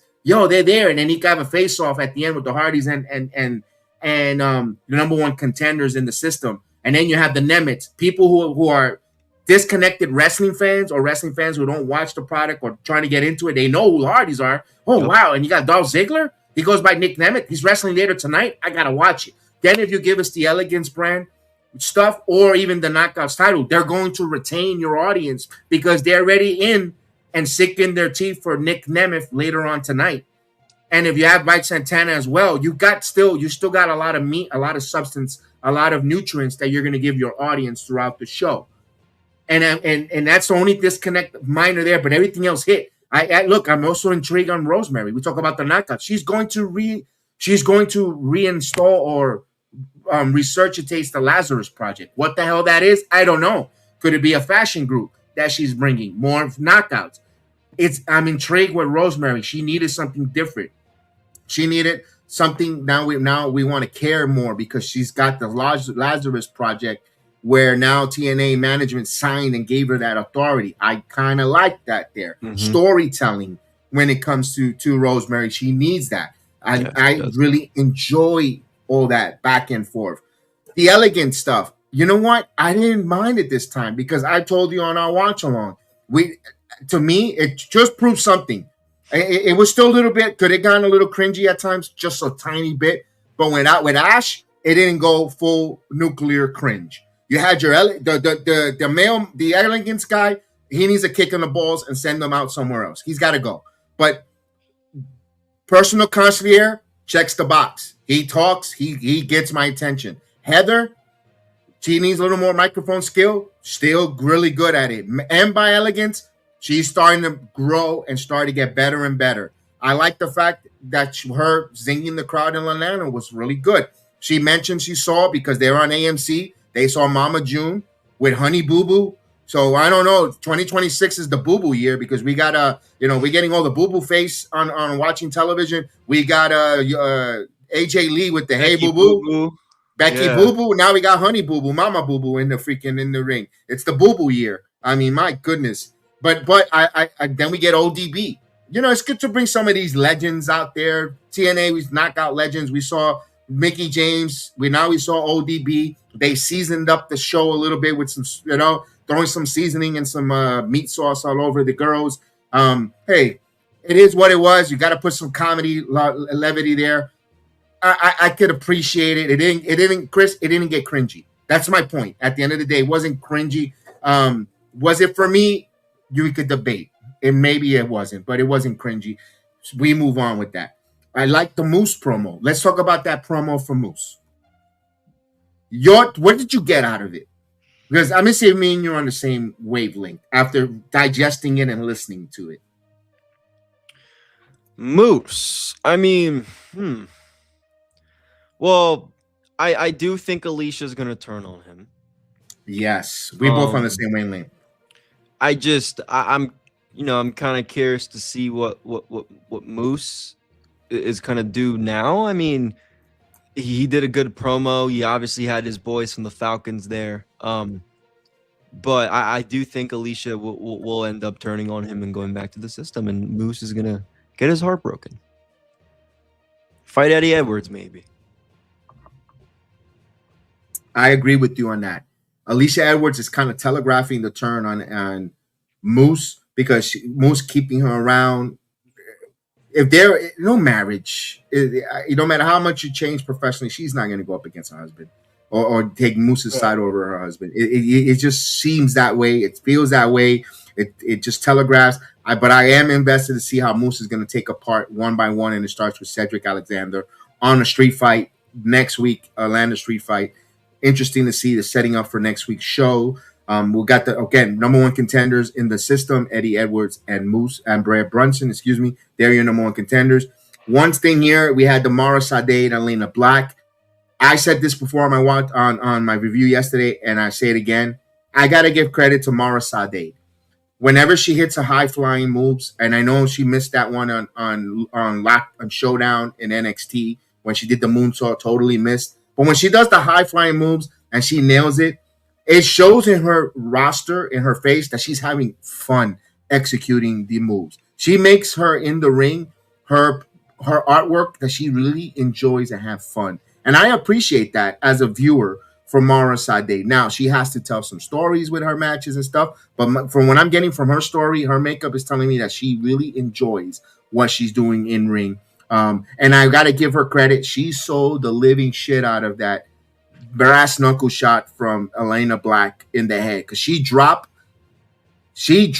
like a virgin dropping his pants down on his wedding night.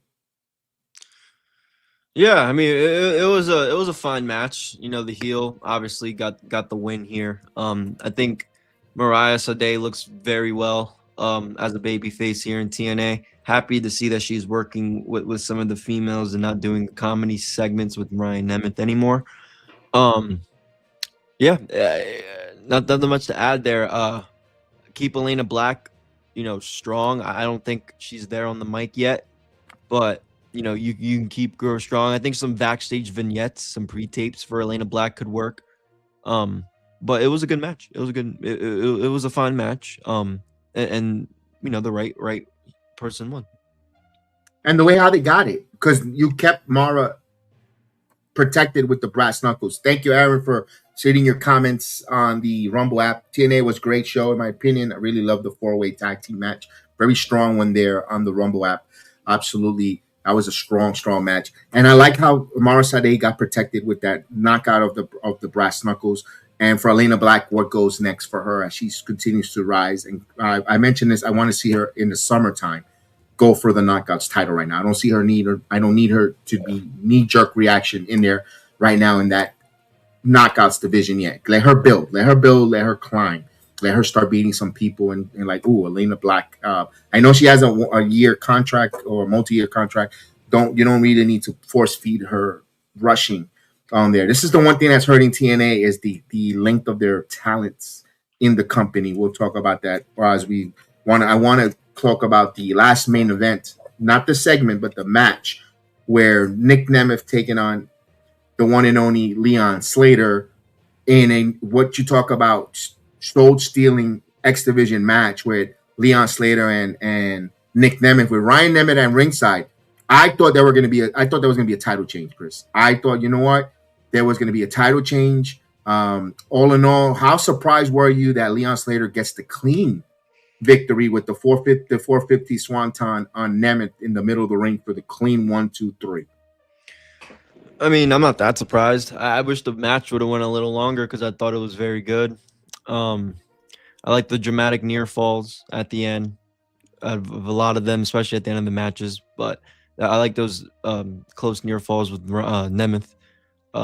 I would like to see these guys do like a 20-minute match after, because again, I think it could have given more time. But I'm not surprised that Leon won, because I think Nick Nemeth is still in the title picture. He still has that call your shot with his cup. So I'm not that surprised.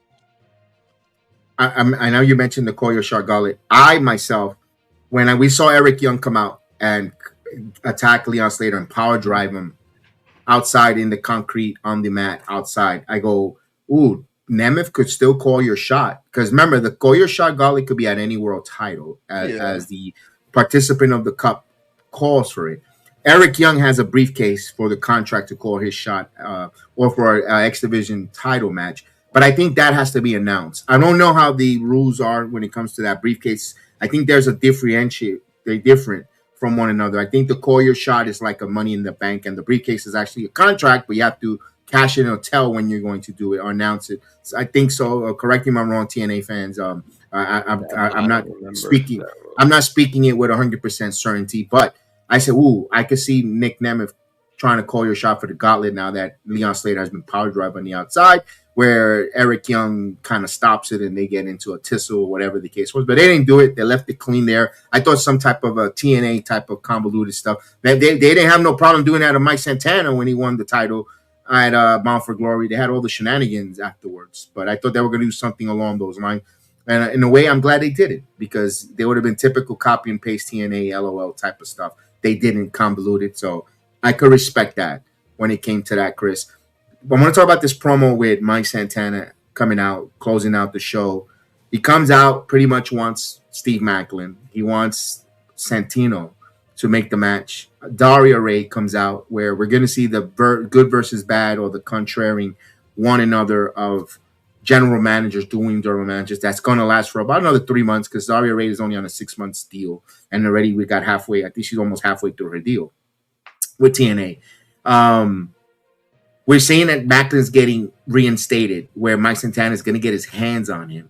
I would have liked a non-title match for Maclin first, because he doesn't really deserve a title match for what he did. He was fired.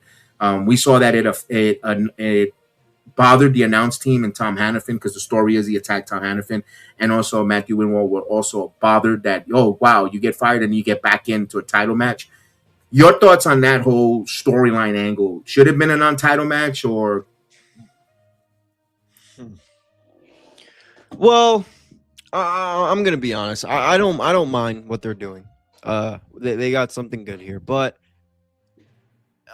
just any company. I'm not a fan of wrestling companies killing their stipulations, and I've watched Feast and Fire, and a lot of the people were actually fired.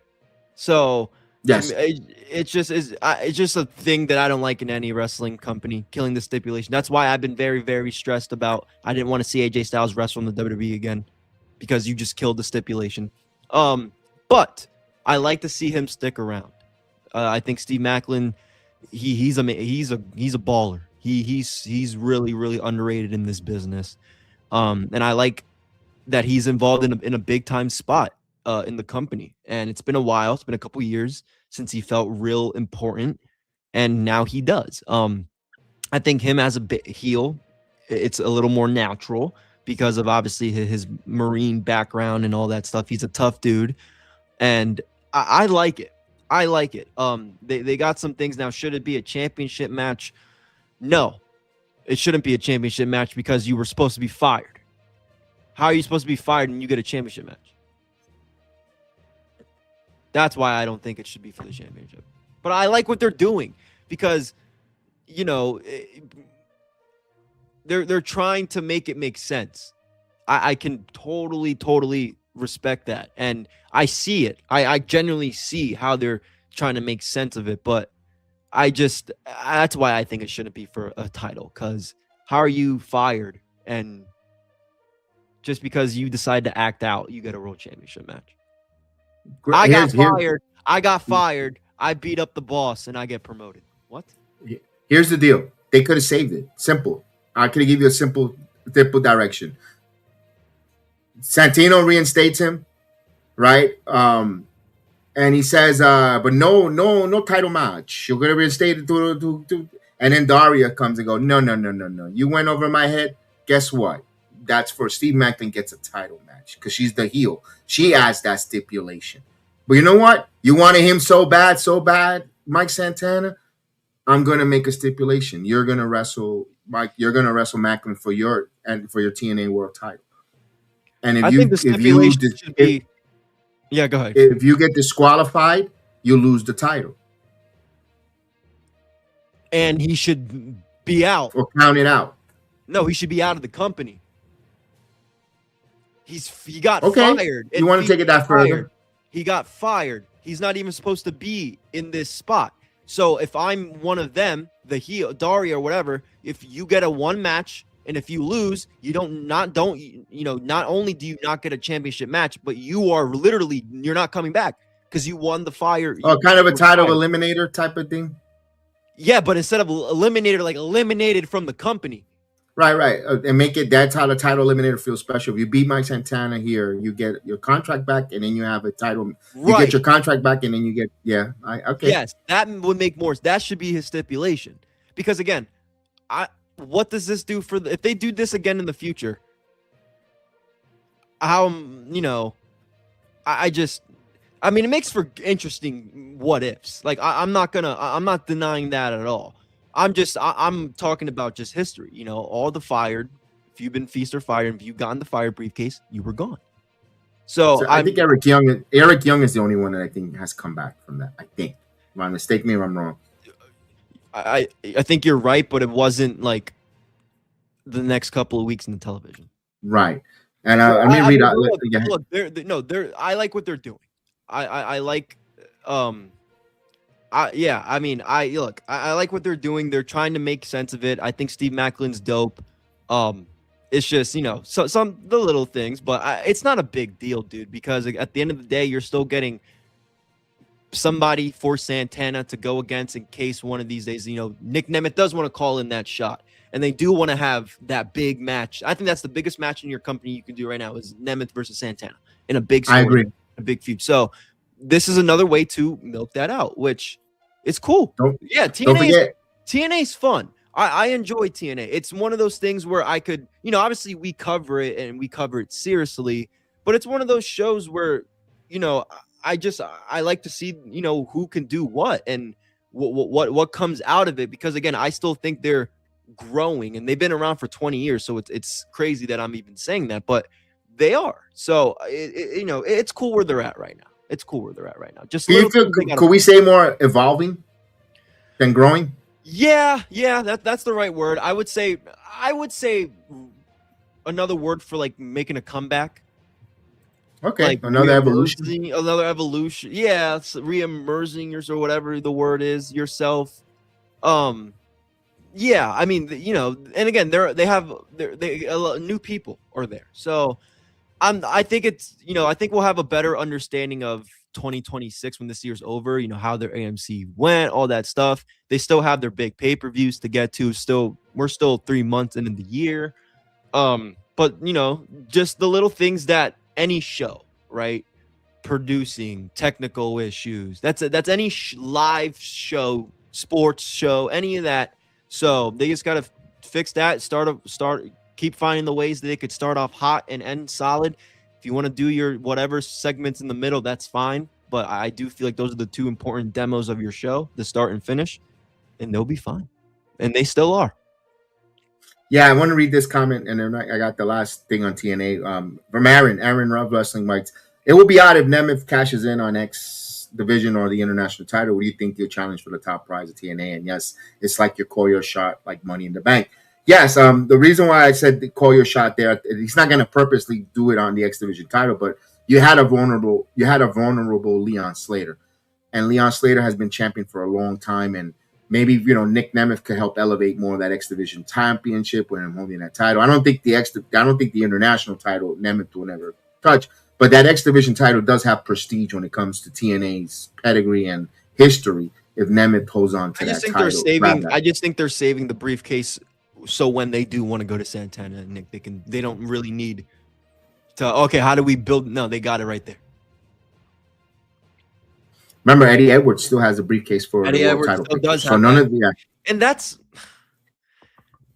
yeah. I mean, that's the only thing that gets kind of tricky sometimes with that is Eddie Edwards still has it. They still have it, and then Danny Luna and all that stuff. She's a number one contender, but not a briefcase where she needs to call her shot. Is whenever they created. And then they did the Jody threat, the same thing with her in the Battle Royal. Like that's kind of, you know what I mean? But that's how she's done. That's done. That's done, right? But that's kind of the way to me they've been trying to find their new number one contenders, and that's they have a lot of them. They have a lot of them. One thing that they need to find that we had a king speech. Frankie Kazarian, the king of TNA, has a king speech. His guest was Elijah coming off of that casket match. Prior to that, we saw AJ Francis cut a promo. AJ Francis talking about how he keeps running people out of the company. Another person left the company. We'll talk about. That's why I left this for last, because I want to talk about that and talk and give our thoughts on that. Where the hometown man, he talks bad about Atlanta, and no one defends the hometown more than the hometown man. Atlanta comes out, but I like that they got into some physicality during the King speech, where I was like, are we getting Elijah versus Frankie Kazarian? They didn't even tease that they were going to get physical with one another. Outcomes like Peter Griffin and the Chicken, AJ Francis and Hometown Man battling out on the apron. And I like the fact that the AJ Francis just throws the Hometown Man into a slew of fans into the arena, and then Elijah goes to check up on it, and we're getting Elijah versus AJ Francis next for a feud. I'm good with that, Chris. I'm excited. I want to see those two in the ring. Yeah. No, I agree. You got to give something for both of them now, so I like it. Nothing much to add.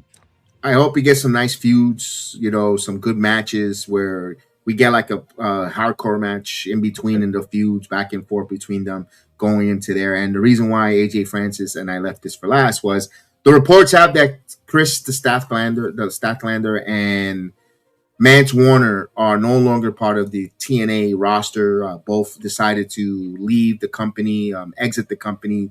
Steph Delander did not get her clearance from TNA Wrestling to be an in-ring competitor. We know they've been working on a short-term deal or a per-appearance deal for Steph. And they have one more year. They had a year left, or not a year, but a couple months in June.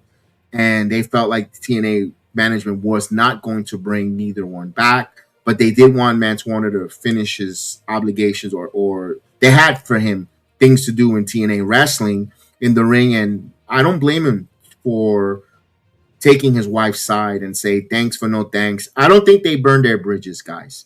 I don't think they totally, even though she went on the TMC Wrestling podcast to tell her side of the story, where Carlos Silver was the one that broke the news that they cannot bring her back in the ring, and she kind of wanted to say that Carlos Silver did not know the severity of her injuries, and that someone in TNA management told her to DM Stone Cold Steve Austin, Kirk Angle, others to how to deal with those neck issues where they don't have the proper adequate medical staff to treat her. A lot of different things there, because one, I think the Lander got hurt not in a non-TNA ring. Her injuries is prior. It wasn't a Chris Bay situation wrestling for TNA, where TNA, I believe, is picking up that bill, that tab for getting injured there, or providing the medical help that Chris Bay needs. It's an unfortunate situation. She is super talented. She's got cleared by WWE doctors. I can see both sides of the story, and I could see where I could give reasoning to both sides, pros and cons, Chris. I don't see neither one's at fault. I think they're just doing a business decision. We're a company that's trying to reinvent ourselves, evolve, or in another, put our foot up in another aspect, and we can't take this opportunity to take a chance with you in ring. And I can see where Stafflander, I am a performer. I need to work. I am not just a valet. I want to get in the ring. I want to roll and wrestle. And I can see why she's going a different route, Chris. I can't blame neither one of these two parties at fault. No, I don't either. I listened to a little bit of her interview with Sean Ross Sapp right after she went to TMZ. And yeah, I mean, this just, I don't think it's anything personal. It's just she wants to wrestle. And I think most of her injuries came during her time in WWE. At least that's when it started like happening or whatever. But I don't, she said her surgeon cleared her. The surgeon is, obviously the guy who operated on her. So if he's out of all people is clearing her, I don't see why anybody else would, I cannot, but I also understand their party, because it's like, if we put you on TV, we build you up, you get hurt, then kind of, and just for your own safety. But I also understand Steph, because it's like, well, my surgeon, the guy who did my surgery, says I'm good. Why is TNA Wrestling not saying I'm good? I even believe that it was reported that somebody else cleared her or whatever. I don't remember exactly what. I saw something. Anyway, the point is, the part about, TNA not having the medical staff is the part that not raises the eye, but is why I understand completely. Not that, but I understand completely why she would want to leave, because if she does have these neck injuries, TNA doesn't have the medical staff like an AEW or WWE. She's probably gonna have to go to these doctors and travel. It's not like, oh, can I go to Dr. whoever and see if he could? They don't have that there. And I for somebody who's injured a lot like her, that's why, dude, I'm gonna be honest, I'm surprised Elena Black, like, even because she has a bad history with her ACLs and her knees. Like, what about it does raise an eyebrow. It is a little concerning, and I don't blame her for leaving. And Mance Warner, it's as simple as whatever his wife wants to do, he's gonna do. I have nothing else to add about Mance Warner. I don't think he wants to leave, but he's gonna do whatever him and his wife got to do. So, I can't knock off Mance Warner, because he's supporting his wife, and every husband's gonna do that. So I don't have an issue with it. I don't think she buried anybody. She just told the truth. TNA doesn't have that medical staff that like the other companies. And, I agree. I don't think she burned any bridges on the way out. I do feel like, if Steph is like, hey, Mance, if you do want to do some TNA bookings or whatever in the future and TNA's opening, I'm sure she'd have no problem with that. And things could happen in the long run. But I think the way she departed was fine. It wasn't, she had the emotional conversation. It's not like she just left. She said on the SAP interview and TMZ, she had the conversation. It was a conversation. So that's always the best way. I agree. And look, this is a little bit personal, a little peek behind the curtain. Mance Warner and Steph Delander just bought a new home. They just closed on a new home here in Orlando. For her wanting to work, she wants to work. They have a mortgage. They have to pay for that home. I hope they find work elsewhere, because, buying a new home, living that dream. They just got their wedding. They just got married. They're starting a whole new life together, so forth.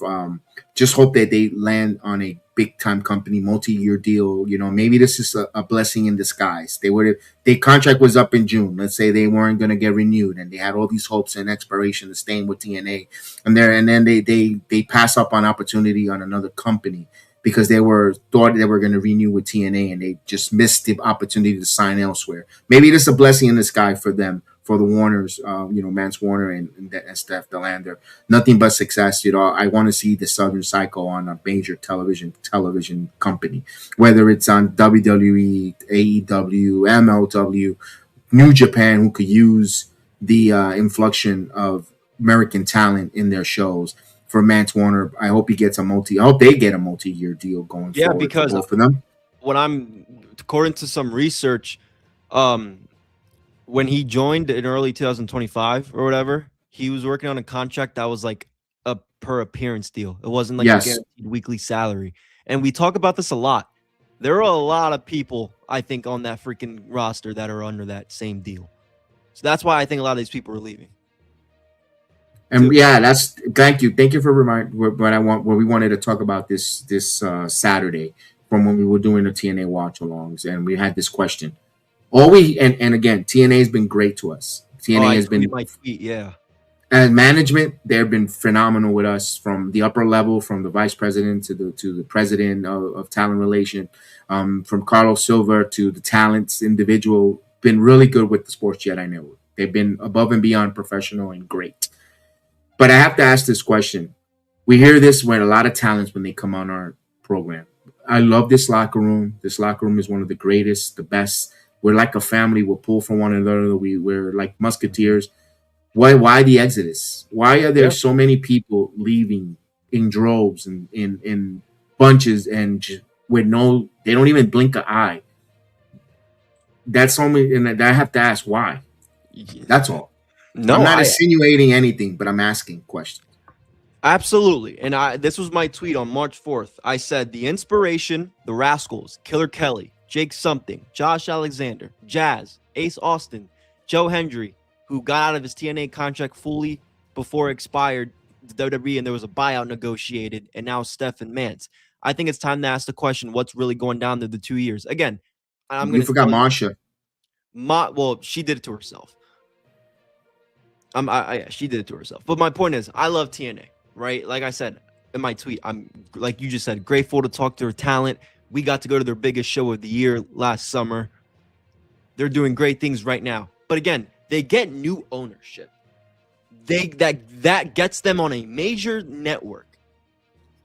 They had two of their biggest attended records last year. My only situation could be money. I think so. I have to add, and look, I even tweet under my other tweet, I think AJ Francis is next. What's going on? Like, they have what they wanted was a TV deal. Now, Carlos Silva, I know why he was trying so hard to duck Ariel's question. Maybe they're not getting that much money. I don't think so. He was like, I want to keep that private, whatever. When Ariel asked, it's because they're not getting much. So it's fair to ask the question because those are a lot. That's a lot of freaking talent, bro. Good ones too. That's a lot of talents, and we're not even there. And we're leaving some out. We're leaving, Those are just the ones that I'm thinking of in the last 2 years that like we're on to something. Or we're a part of like something like we know. And again, the Rascals, there's guys that they waved the TNA flag for a long time. And didn't want to leave. They just didn't have the competitive offer. Look, man, they don't have the money to. If Desmond wasn't even under a deal, he was a paid for appearance. Yes.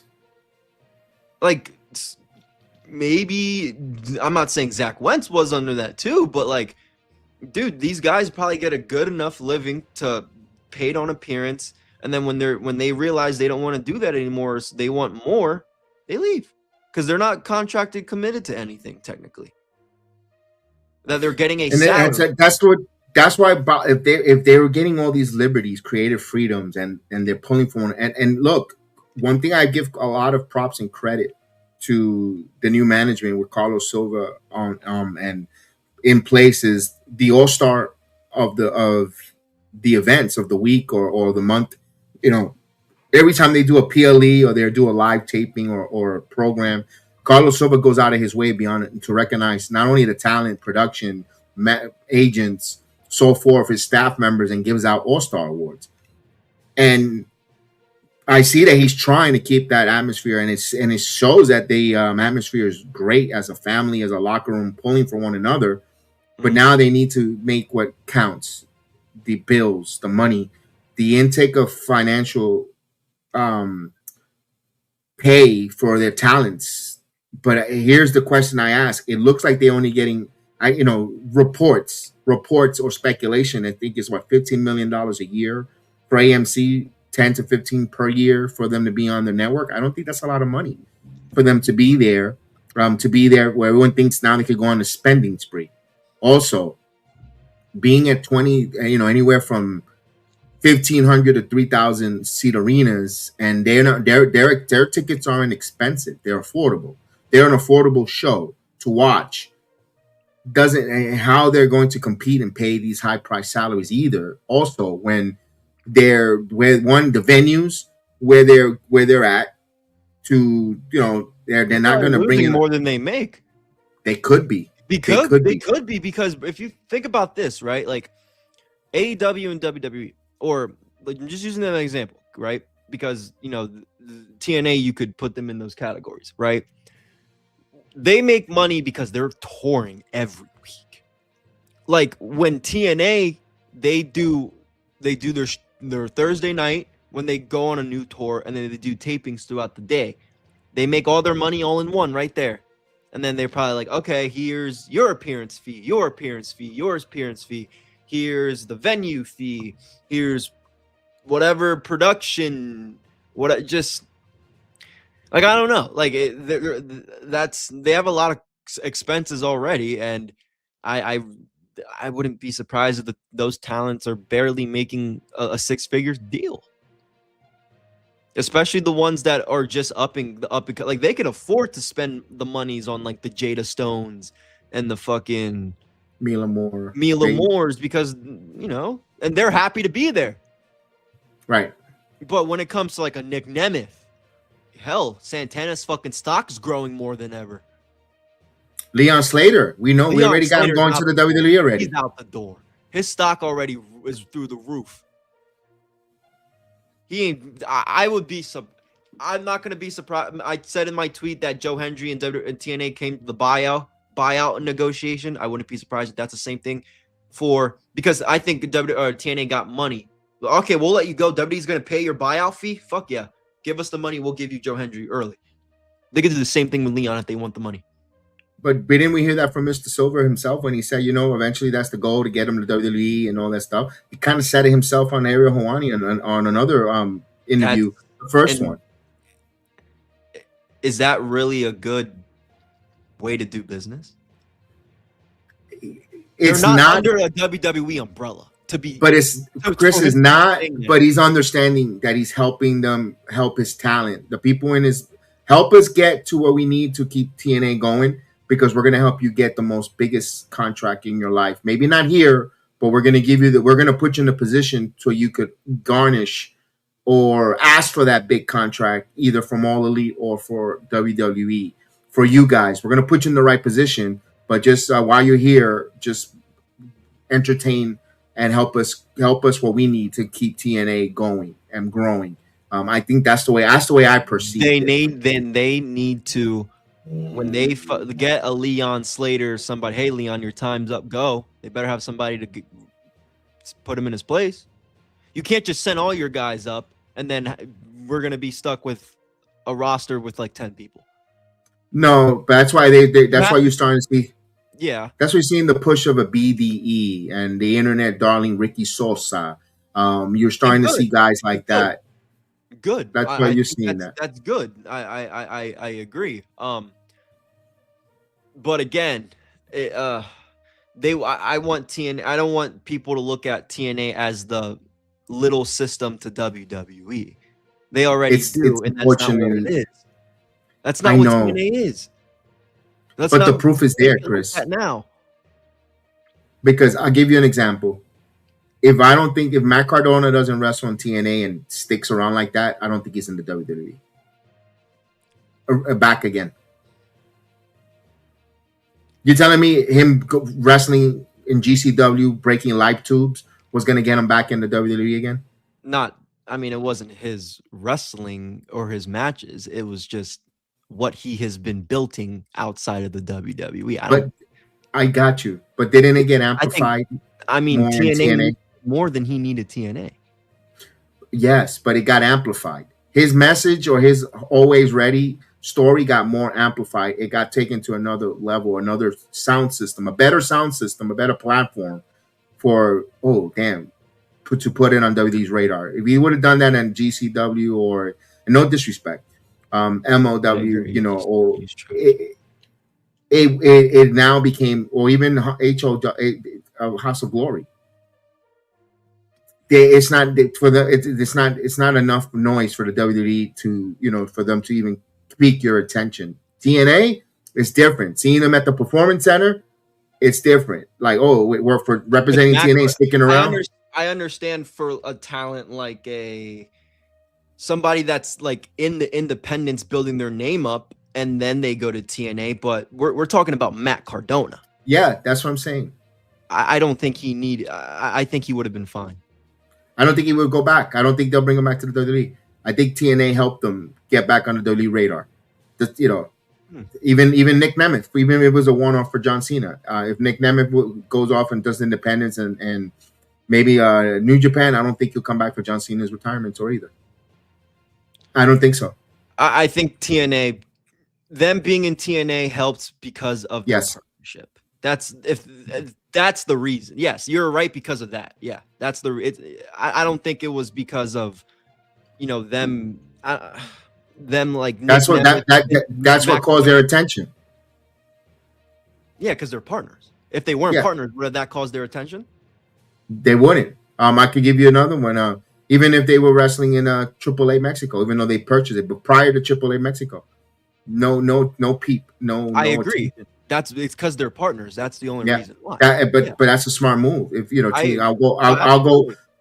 My end goal is I want WWE's attention. I might have to go to TNA for a little bit to get WWE's attention to get back there, and that's what Cardona did. That's what I'm saying. Cardona did that because it caused WWE's attention. He did wrestle in AEW before going to TNA, and WWE didn't bother. They could have bought him. They could have bought him right back on that when he showed up in AEW in December, and that January was that Royal Rumble in Tampa. They didn't bring him back.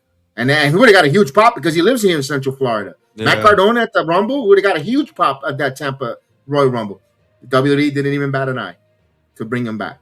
The TNA, you need to sometimes you need TNA like a motherfucker. It helps. That's my point. It helps, and we'll see where that goes on that there for TNA wrestling. Are you going to the Rangers Devils game? Watching when is that tonight? No, because there's elimination Vengeance Day, Aaron. We got Vengeance Day coming up later on tonight. We're going to start getting prepped for that. And I got to check one more time my email because if I get that confirmation, I got to fly. I got to actually get out to the performance, which I'm not. I'm going to be doing the watch along here. So, guys, so we're going to have the Vengeance Day. Not going to Performance Center. They didn't send the confirmation email. I can still get in, but I don't want to go through all that red tape backstage stuff with TNA with NXT tonight. There's no TNA representation. You better believe your butt. If there was some TNA representation, I will be going to the Performance Center. And I proof is in the pudding because I went for the Invasion, and I went for Lockdown, and I went for Leon Slater trying to get the world title at New Year's Evil. So whenever it's TNA, and if you say I don't wave the TNA flag, BS. Because I actually go to the Performance Center to wave the TNA flag. So, yeah, that's how good they are with us, with TNA, with us from the upper management all the way to the talents. You know, we are big TNA folks there. Hopefully for, again, Stafflander, I'll give you one thing. You need a doctor to clear you to get in the ring? Call Doc Samson. He clears everybody. You got a broken neck? He'll clear you. Doc Samson will clear you. But here's one thing before I get off the TNA stuff. I better not see – they could do whatever they want, but I better not see Saraya, a.k.a. Paige in TNA wrestling. Then you talk about total hypocrisy. That's all I got to say. I'm going to throw that out there. She's out there as a free agent. WWE has not brought her back either with her histories of neck injury, Chris. Her histories of neck injury, they could easily bring her back for anything. Haven't brought her back. I hope TNA doesn't go and say, let's give her an opportunity. Because then it looks bad. Then they're going to get egg on their face for having a person who helped them get the TV deal in Stafflander with PCO issue, with the PCO gimmick, and Mance Warner with the digital media. She was a big part of storytelling to help them get in that AMC threshold. Don't bring Saraya back because then you're really spitting in poor Stafflander's face. And she was very cordial or professional in her exiting of the company to a degree. We could agree on certain things that she might say in between the lines, but she could have went nuclear negative, and she didn't. She kept the door open. So I hope Saraya doesn't spit in the faces of Statlander in TNA wrestling. That's what I got to say. Not that I don't want Saraya in the company. They could use a Saraya in TNA. I'm not going to be totally naive, Chris, but when you have a situation in Statlander and you pick and choose Saraya, you're spitting in the face of someone else. So that's all I got to say when it comes to that there. Let's talk some AEW, man. I know you did a great... By the way, if you have not checked your AEW review on Wednesday night immediately following Dynamite, whether it's at 10:20, 10:45, 10:15, something after 10 o'clock, Chris goes immediately live for the instant reaction review with Chris. He breaks it down. He gives you the raw, unfiltered, right to it action of it. So I wanted to give you that. You're killing it. Wanted to give you your flowers in person, and we're really enjoying it. I'm in the chat, and I can't write. I know that's weird, but we're both doing a lot more reviews now. So we're both doing the reviews, and if you guys see the time, I just want to tell you guys right now, if you guys see the time and it's like 10:10, 10:15, and I'm not live yet, that's because the show is still finishing up. I just want to tell you guys now, I'm not late. I didn't forget. The show is still ending, and I need to... No, what the hell happened there? My fault, Chris. Oh, you're good. You're good. I'm just trying to get that clip for you. Oh yeah, I know what you're talking about. Yeah, but no, it wasn't this show wasn't as good, and we're gonna make this a little quick because we spent a lot of time on the TNA stuff, but it wasn't a bad show. I still don't know why MJF versus Kevin Knight was a thing. Obviously we know why, because later in the match, that main event, there was a main event where the trios champions Mike Bailey and Kevin Knight and Hangman took on the Don Callis family. The Don Callis family won, and MJF, kind of does this thing to Hangman, which causes them to lose, building up the story, the main event to Revolution. That's the one thing I liked. And the other thing I liked about this show, which is the only two things I really liked, was Brody King and Swerve. I think it's cool that they're kind of doing their feud, because again, they're feuding because Kenny Omega came out there the other week and said that Brody King was the most dangerous guy in AEW, and Swerve is now proving Brody King and Kenny wrong. He took out Kenny the way he did, and he plans to do it to Swerve, Swerve plans to do the same thing to Brody King. I actually like that. Those are the two things I liked from the show. Everything else was ugh. But those are the two main things I really liked from the show, was Swerve and Brody King getting their thing. And at least I didn't like the match or whatever, but MJF and Hangman are still continuing their story for Revolution. So those are the two things I liked from the show. Everything else, I mean, holy shit, the inspiration literally inspired me to want to never do this again. Talk about AEW, because wow, what a debut. I don't think they're signed with AEW. I don't think they're all elite. I just think they're going to be there for some appearances, and then they'll go back to doing what they do best. All right, I wanted to talk about the Maxwell Jacob Freeman and Kevin Knight. Now, you have all these number one contenders. You build it. I remember how you've mentioned here many times. I love how they're doing it in the main event picture. You had Andrade taking on Kenny Omega, and then beating Omega to Andrade taking on Swerve or Hangman for number one contenders, and they build a number. They did a story. They try to tell stories for the number one contenders for your pay-per-view, and setting up great Maxwell Jacob Freeman opponents. But then you pull this Kevin Knight just because on Collision I want a match, and he gets a match on Dynamite where you don't even know, like, what? He's wrestling him? When did this happen? They could have fixed it a little bit, where Kevin Knight says, you know what, I want to soften you up against the Hangman. I'll take a non-title match. Like, I'm doing it so when Hangman could soften you up and beat you. And then Max, the heel bastard that he is, says, oh, you want a little title match, Kevin Knight, whatever. You know how you talk. Little Shabloinger. Well, guess what? You're going to defend your trios title tonight against my pal, my friend, the Don Callis family. You're putting your trios title on the line. After I'm done with you, you're doing no. You don't come and give stipulations to the devil.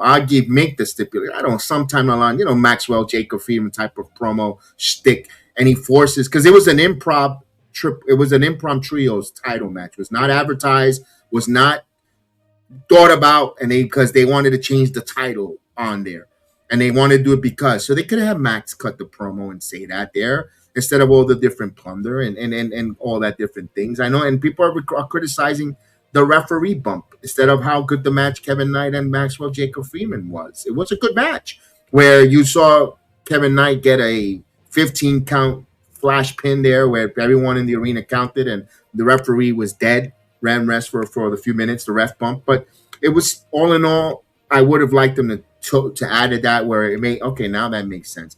Hangman should have just cut a promo. That's when Max should have came in and done what I just said. Instead of having a 5-second squash against Tony Yayo, the Snowman, why?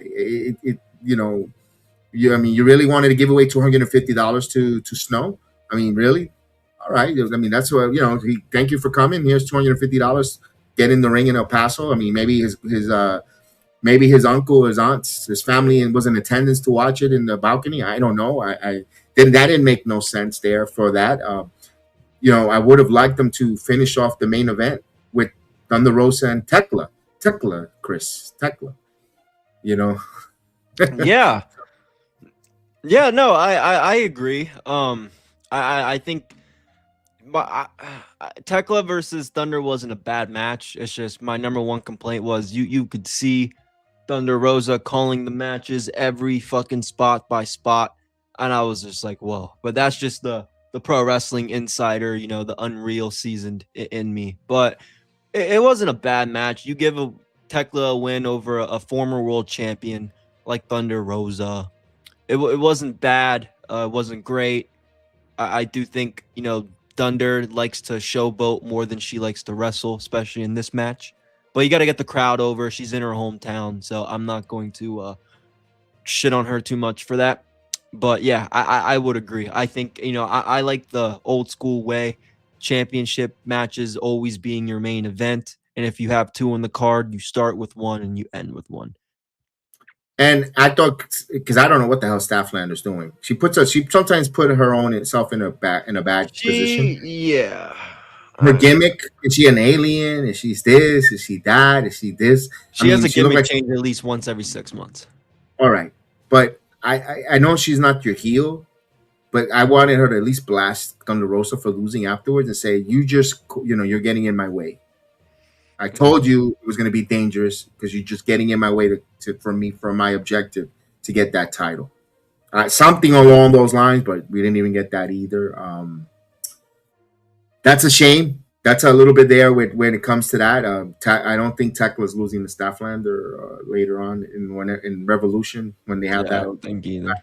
I don't think so there. The triple threat, the trios title, it's just Hangman dropping that title, and now like you said, it goes to the real triple trios team. It feels natural with the Callis family. They could freebird it if one member's not around. They could put it there. They could actually get a title.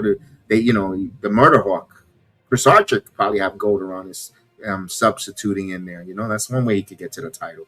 I mean, I don't know what's going to happen with that trios title for Jet Set. Are they going to be a tag team title now in the picture, or they're going to tease a split?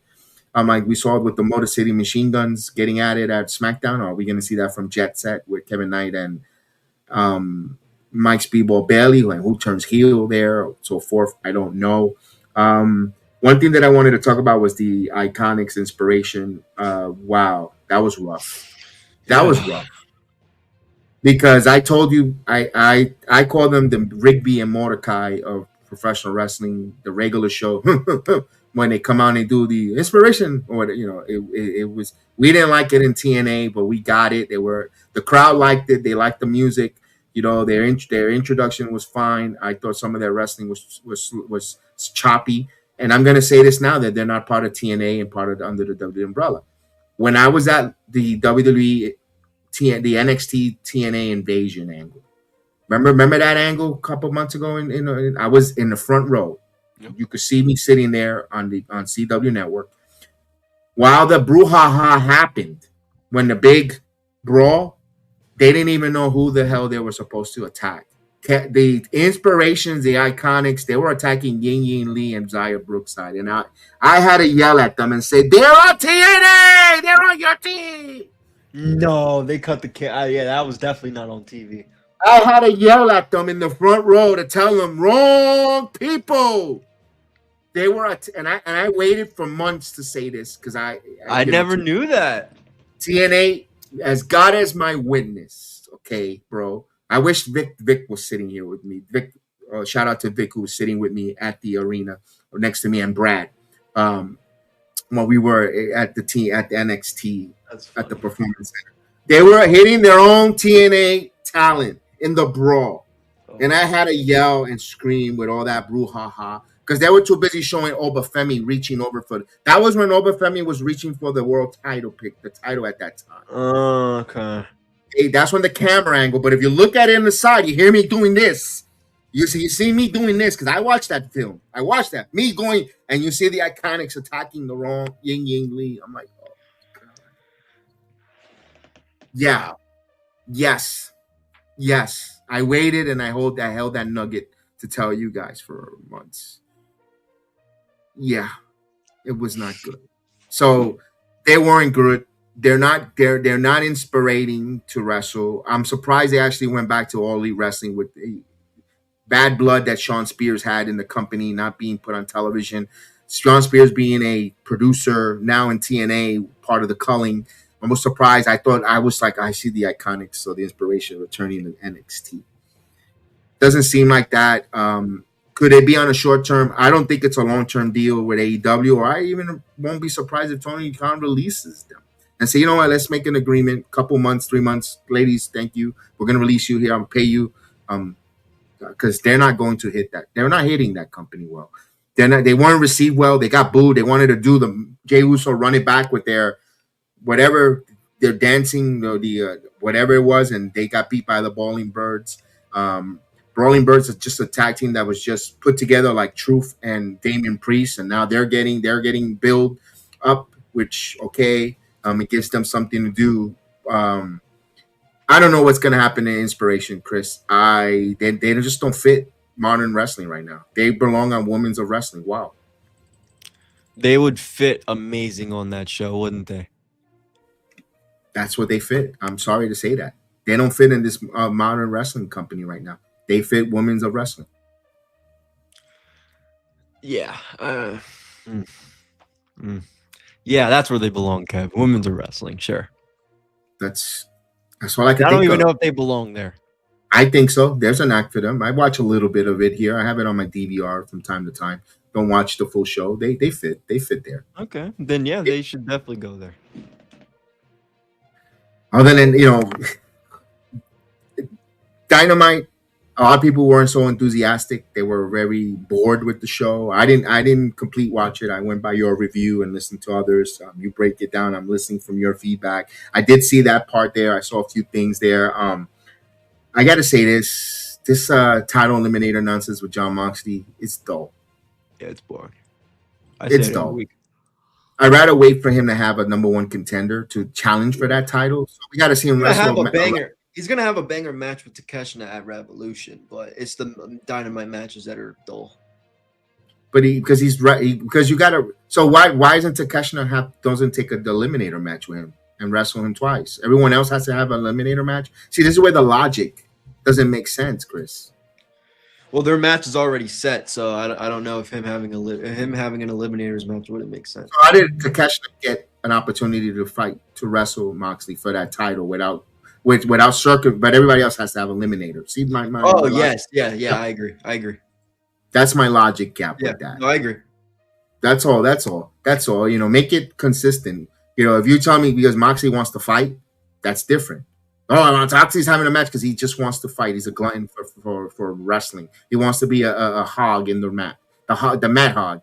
Then okay, at least you're telling me he wants to be a glutton and be out there and wrestle and put his body through there, soften up. But these title limited matches, not hitting. It's like, here we go. That's your ultimate bathroom break. And they all go 25 minutes or 20 minutes time to almost to the brink of the time limit with Moxley. It's starting to become Floor May copy and paste. Now let's talk about the cricket of the night.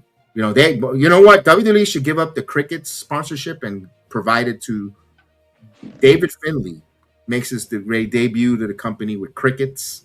I know he's a big deal in New Japan Pro Wrestling, and it's not because he didn't go to WWE. He was not going to get he was going to get the same cricket sounds.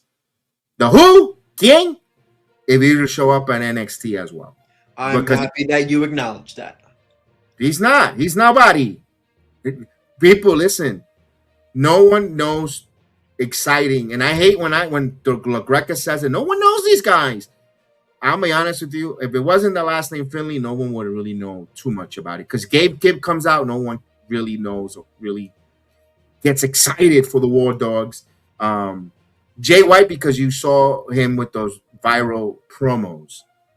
When Jay White first came to the scene in AEW, oh damn, this guy looks like he's prominent with those meme promos that the memes that they made out of his promos in New Japan. But everyone else that comes really much out of New Japan, if you're a casual, you don't really care or get excited. They're saying that this guy Evil is coming to WWE. Okay, He's nothing really to pay attention to. I'm a Tongaloa. Other than they're the cool. Okay, when they showed up, oh damn, that's cool. Now they're like whatever. People value or they overhype the New Japan enthusiasts that comes over. Even Will Ospreay took a while to get excited until you saw his in ring, and he won the wrestling world in the United States over because of his in ring. I'm surprised he didn't win the United States crowd over when he was with Impact. He was such a young Will Ospreay when he was with Impact. Yeah, he was with Impact back then. But this was my thing. Like, I actually followed New Japan. Like, I kept up with it a lot during like the Kenny time, fell out of it, got back into it like 2021, following it. I don't watch it, but I do sometimes, but I follow. Anyway, I like David Finlay. I like Gabe Kidd, Clark Connors. I think I don't know if there's a specific reason with Gabe Kidd that Tony doesn't let this guy cut a mic, because I genuinely think he would get them kicked off the air. Like Gabe Kidd, he's also one of those guys that went viral with the promos as well, because he's like, for example, when he beefs with somebody on Twitter, him and that person do a Instagram live and they go at, like, he knows how to get that. And I think he's super, charismatic with the mic, but I think he says some crazy shit that you can't say on the air. So I don't think we'll ever get to see that side of Gabe Kidd, which sucks. But I understand why people think he's a snooze fest, because he's like a Moxley guy that just comes out there and takes the big bumps. Like, he's not really nothing. David Finlay, I don't think he's gonna make a big impact, unfortunately. He's a cool character. He's kind of like a Gabe Kidd as well on the mic. My only thing is, trios titles are back on a look. I'm not advocating for them to win the trios titles. I'm just saying what they could do with them. You have the War Dogs. You have David Finlay be that voice of the group and kind of have him take over. I think he may impress some people, but like you said, nobody knows who the fuck this guy is if you don't follow New Japan. So it could take a little bit, but I honestly think he's Gabe Kidd, no. And Clark Connors, no. But David Finlay, I think somebody that could eventually get over. I totally don't find anything to disagree other than they look like they're getting stuck in the trios vortex, because now AEW kind of, to me, from looking at it from afar, it looks like they're telegraphing or they're revamping their trios division. You have the Rascals, all three members. Rascals have a shot, yeah. You have now the War Dogs. You have any relation of the Don Callis family, Ricochet and the man. Of Agony, yeah. You have now if and when they return, the Hurt Syndicate. They're gonna be stuck in that 6-man. I could even see Tommaso Ciampa joining FTR as a trios going forward there. They'll do some makeshift guys. They have Beast Mortos will find 3 other folks to join with them. They you have the two pendejos. They'll find another pendejo, And then they'll they bring come. the Ring of Honor guys like Sammy Guevara to do it. Yeah, and then Oh they'll have the pendejos are us with pockets and yeah, the other Darby. Yeah. Darby and the other, and then they'll find another Roderick the pendejo strong, and they'll unite. So The yeah, Death Riders are still a thing. and the Death Riders, were really useless, and and Pac and Casanova. That's a trip, So they're revamping their. They it looks like they're going to be trios heavy, Yep. So that looks like that's going forward where they're going to emphasize on that. What does that do with the tag team division? I don't know. The Young Bucks holds the title and holds it for random. That's what it looks like. FTR looks like they're going to be 6-man with Ciampa until Gargano's contract expires, whenever that is, and then they'll bring that into the storyline with there and then go with that. That's what it seems like. And for Dynamite, they get a little bit predictable. They can see where they're going to emphasize going forward when it comes to the company. But all in all, Revolution is coming up next week. Go home show, that should be interesting. What they're going to do for the go home outlet there, get people wanting to purchase watch the pay-per-view for them. That's going to be interesting in the way they go. Especially, remember I said this, they got to hit this summer with all out, all in, all out, because the cable networks will be all out of there. They'll be all out of places to stream now that Paramount Plus has won the bid over Netflix, and now they're going to be taking over the Warner Brothers Discovery once that get approved. It's going to take time, but it talks about their contract renewing coming up. They might say we don't have anything right now. We're not going to sign any new deals because of the merger and yada yada. But I won't be surprised. This is the last PLE tonight for the Peacock for the NXT brand. Wouldn't be surprised if Paramount swoops in and has NXT moving over to be part of the family there. Now that the UFC with TKO, UFC tonight, big UFC card, and I can see where they make that announcement that NXT PLEs are now moving over to the Paramount, getting ahead of the competition, getting ahead of AEW. I could see something petty and narcotic coming from the TKO. That's fine. I think if AEW, I would like for them to land on Amazon anyway. So Amazon. That's what everyone seems to grow. It's Amazon. Because their pay-per-views you can buy their pay-per-views on Amazon. At the normal price, and then if you have HBO Max, you can buy it at like a discounted rate. And it looks really good on Prime. Like it looks like the basketball games. They look good. And I think, I'd be honest with you, I think where Khan wants to do that. I think Khan doesn't want them to go to Paramount. And if you ask him true serum, I don't know. I'm just saying. Because it takes away from pay-per-view. If they get absorbed by the Paramount, they're not going to do pay-per-view. They're going to want them to be on a streaming platform like UFC. And Khan doesn't want that. I think Khan wants to keep the $39.99 aspect of it. And I think Amazon makes sense for him to go that route. If he wants to keep where the product is, but where is he going to be shown weekly? Probably it will be on Amazon going that route. It sucks that you still kind of need a primetime show. Maybe he put something on Fox, although Fox is in bed with Tubi and with AAA, and I don't know. So that's interesting that's something you could kick down the road down the road when it comes to these TV negotiations and contract disputes for all these different companies. Hey, this was a crazy week of wrestling. It was an entertaining week. Believe it or not, guys, it was they had its good. They had a bad, not a lot of ugly.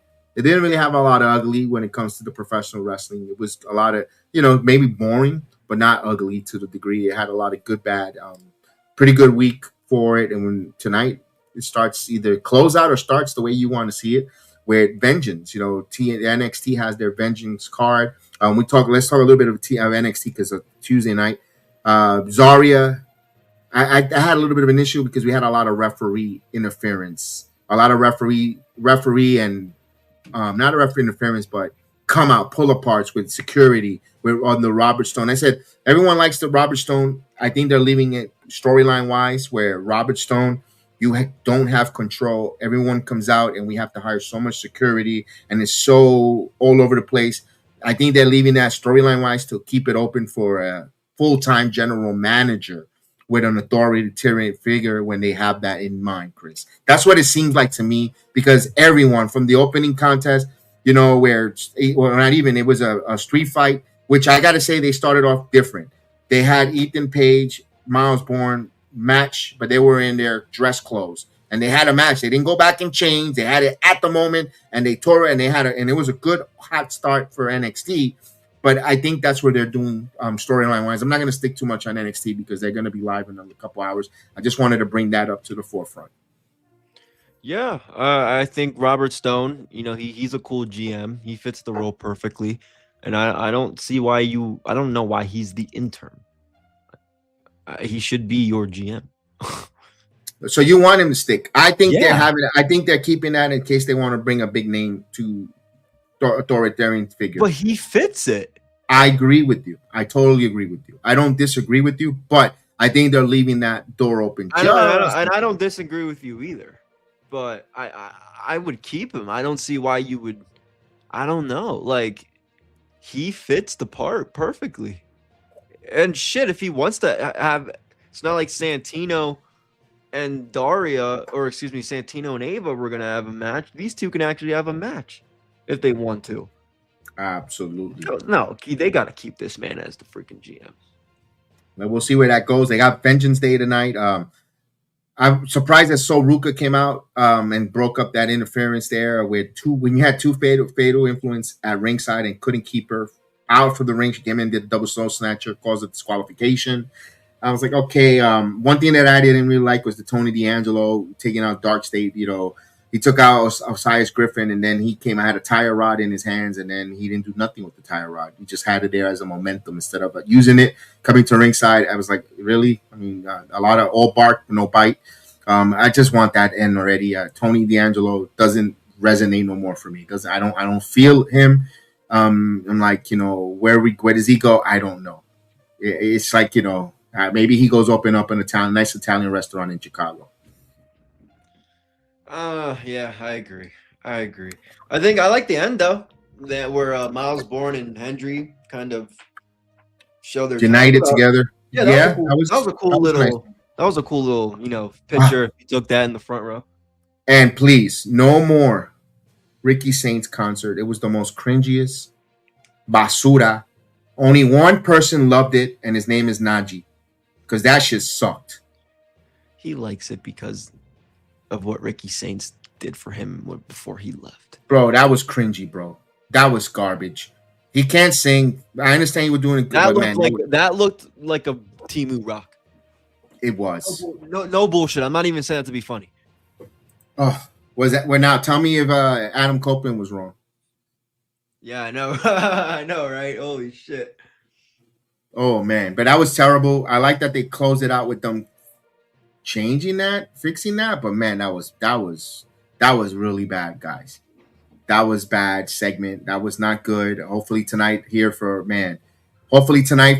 for Vengeance Day, they get it up and running. We'll be back on. We're going to say thank you for joining us this afternoon. Appreciate it. Don't forget, here on YouTube and on Rumble, we'll have the Vengeance Day watch along. Join us. Be there. And we thank you guys. May the sports be with you, man. Have a good afternoon. Elliot, man, reach out, man. I need you to get contact with you, buddy. All right, man. Buenas tardes. This is Sports Jedi Network, the fan-powered, creator-driven home for wrestling, combat sports, and major New York sports talk. Hosted by BX Sports Jedi Kevin, your rapid-fire, high-energy commentator, alongside a crew of passionate young men and ladies bringing the heat every single show. We cover it all: watch-alongs, live reactions, recaps, interviews, and debates from WWE, Raw, SmackDown, NXT, AEW, Dynamite, TNA, Thursday Night Impact Zone and specials. UFC Time with Austin. Plus full coverage of New York sports talk. And yes, we tap into the galaxies of Star Wars plus the worlds of Marvel and DC.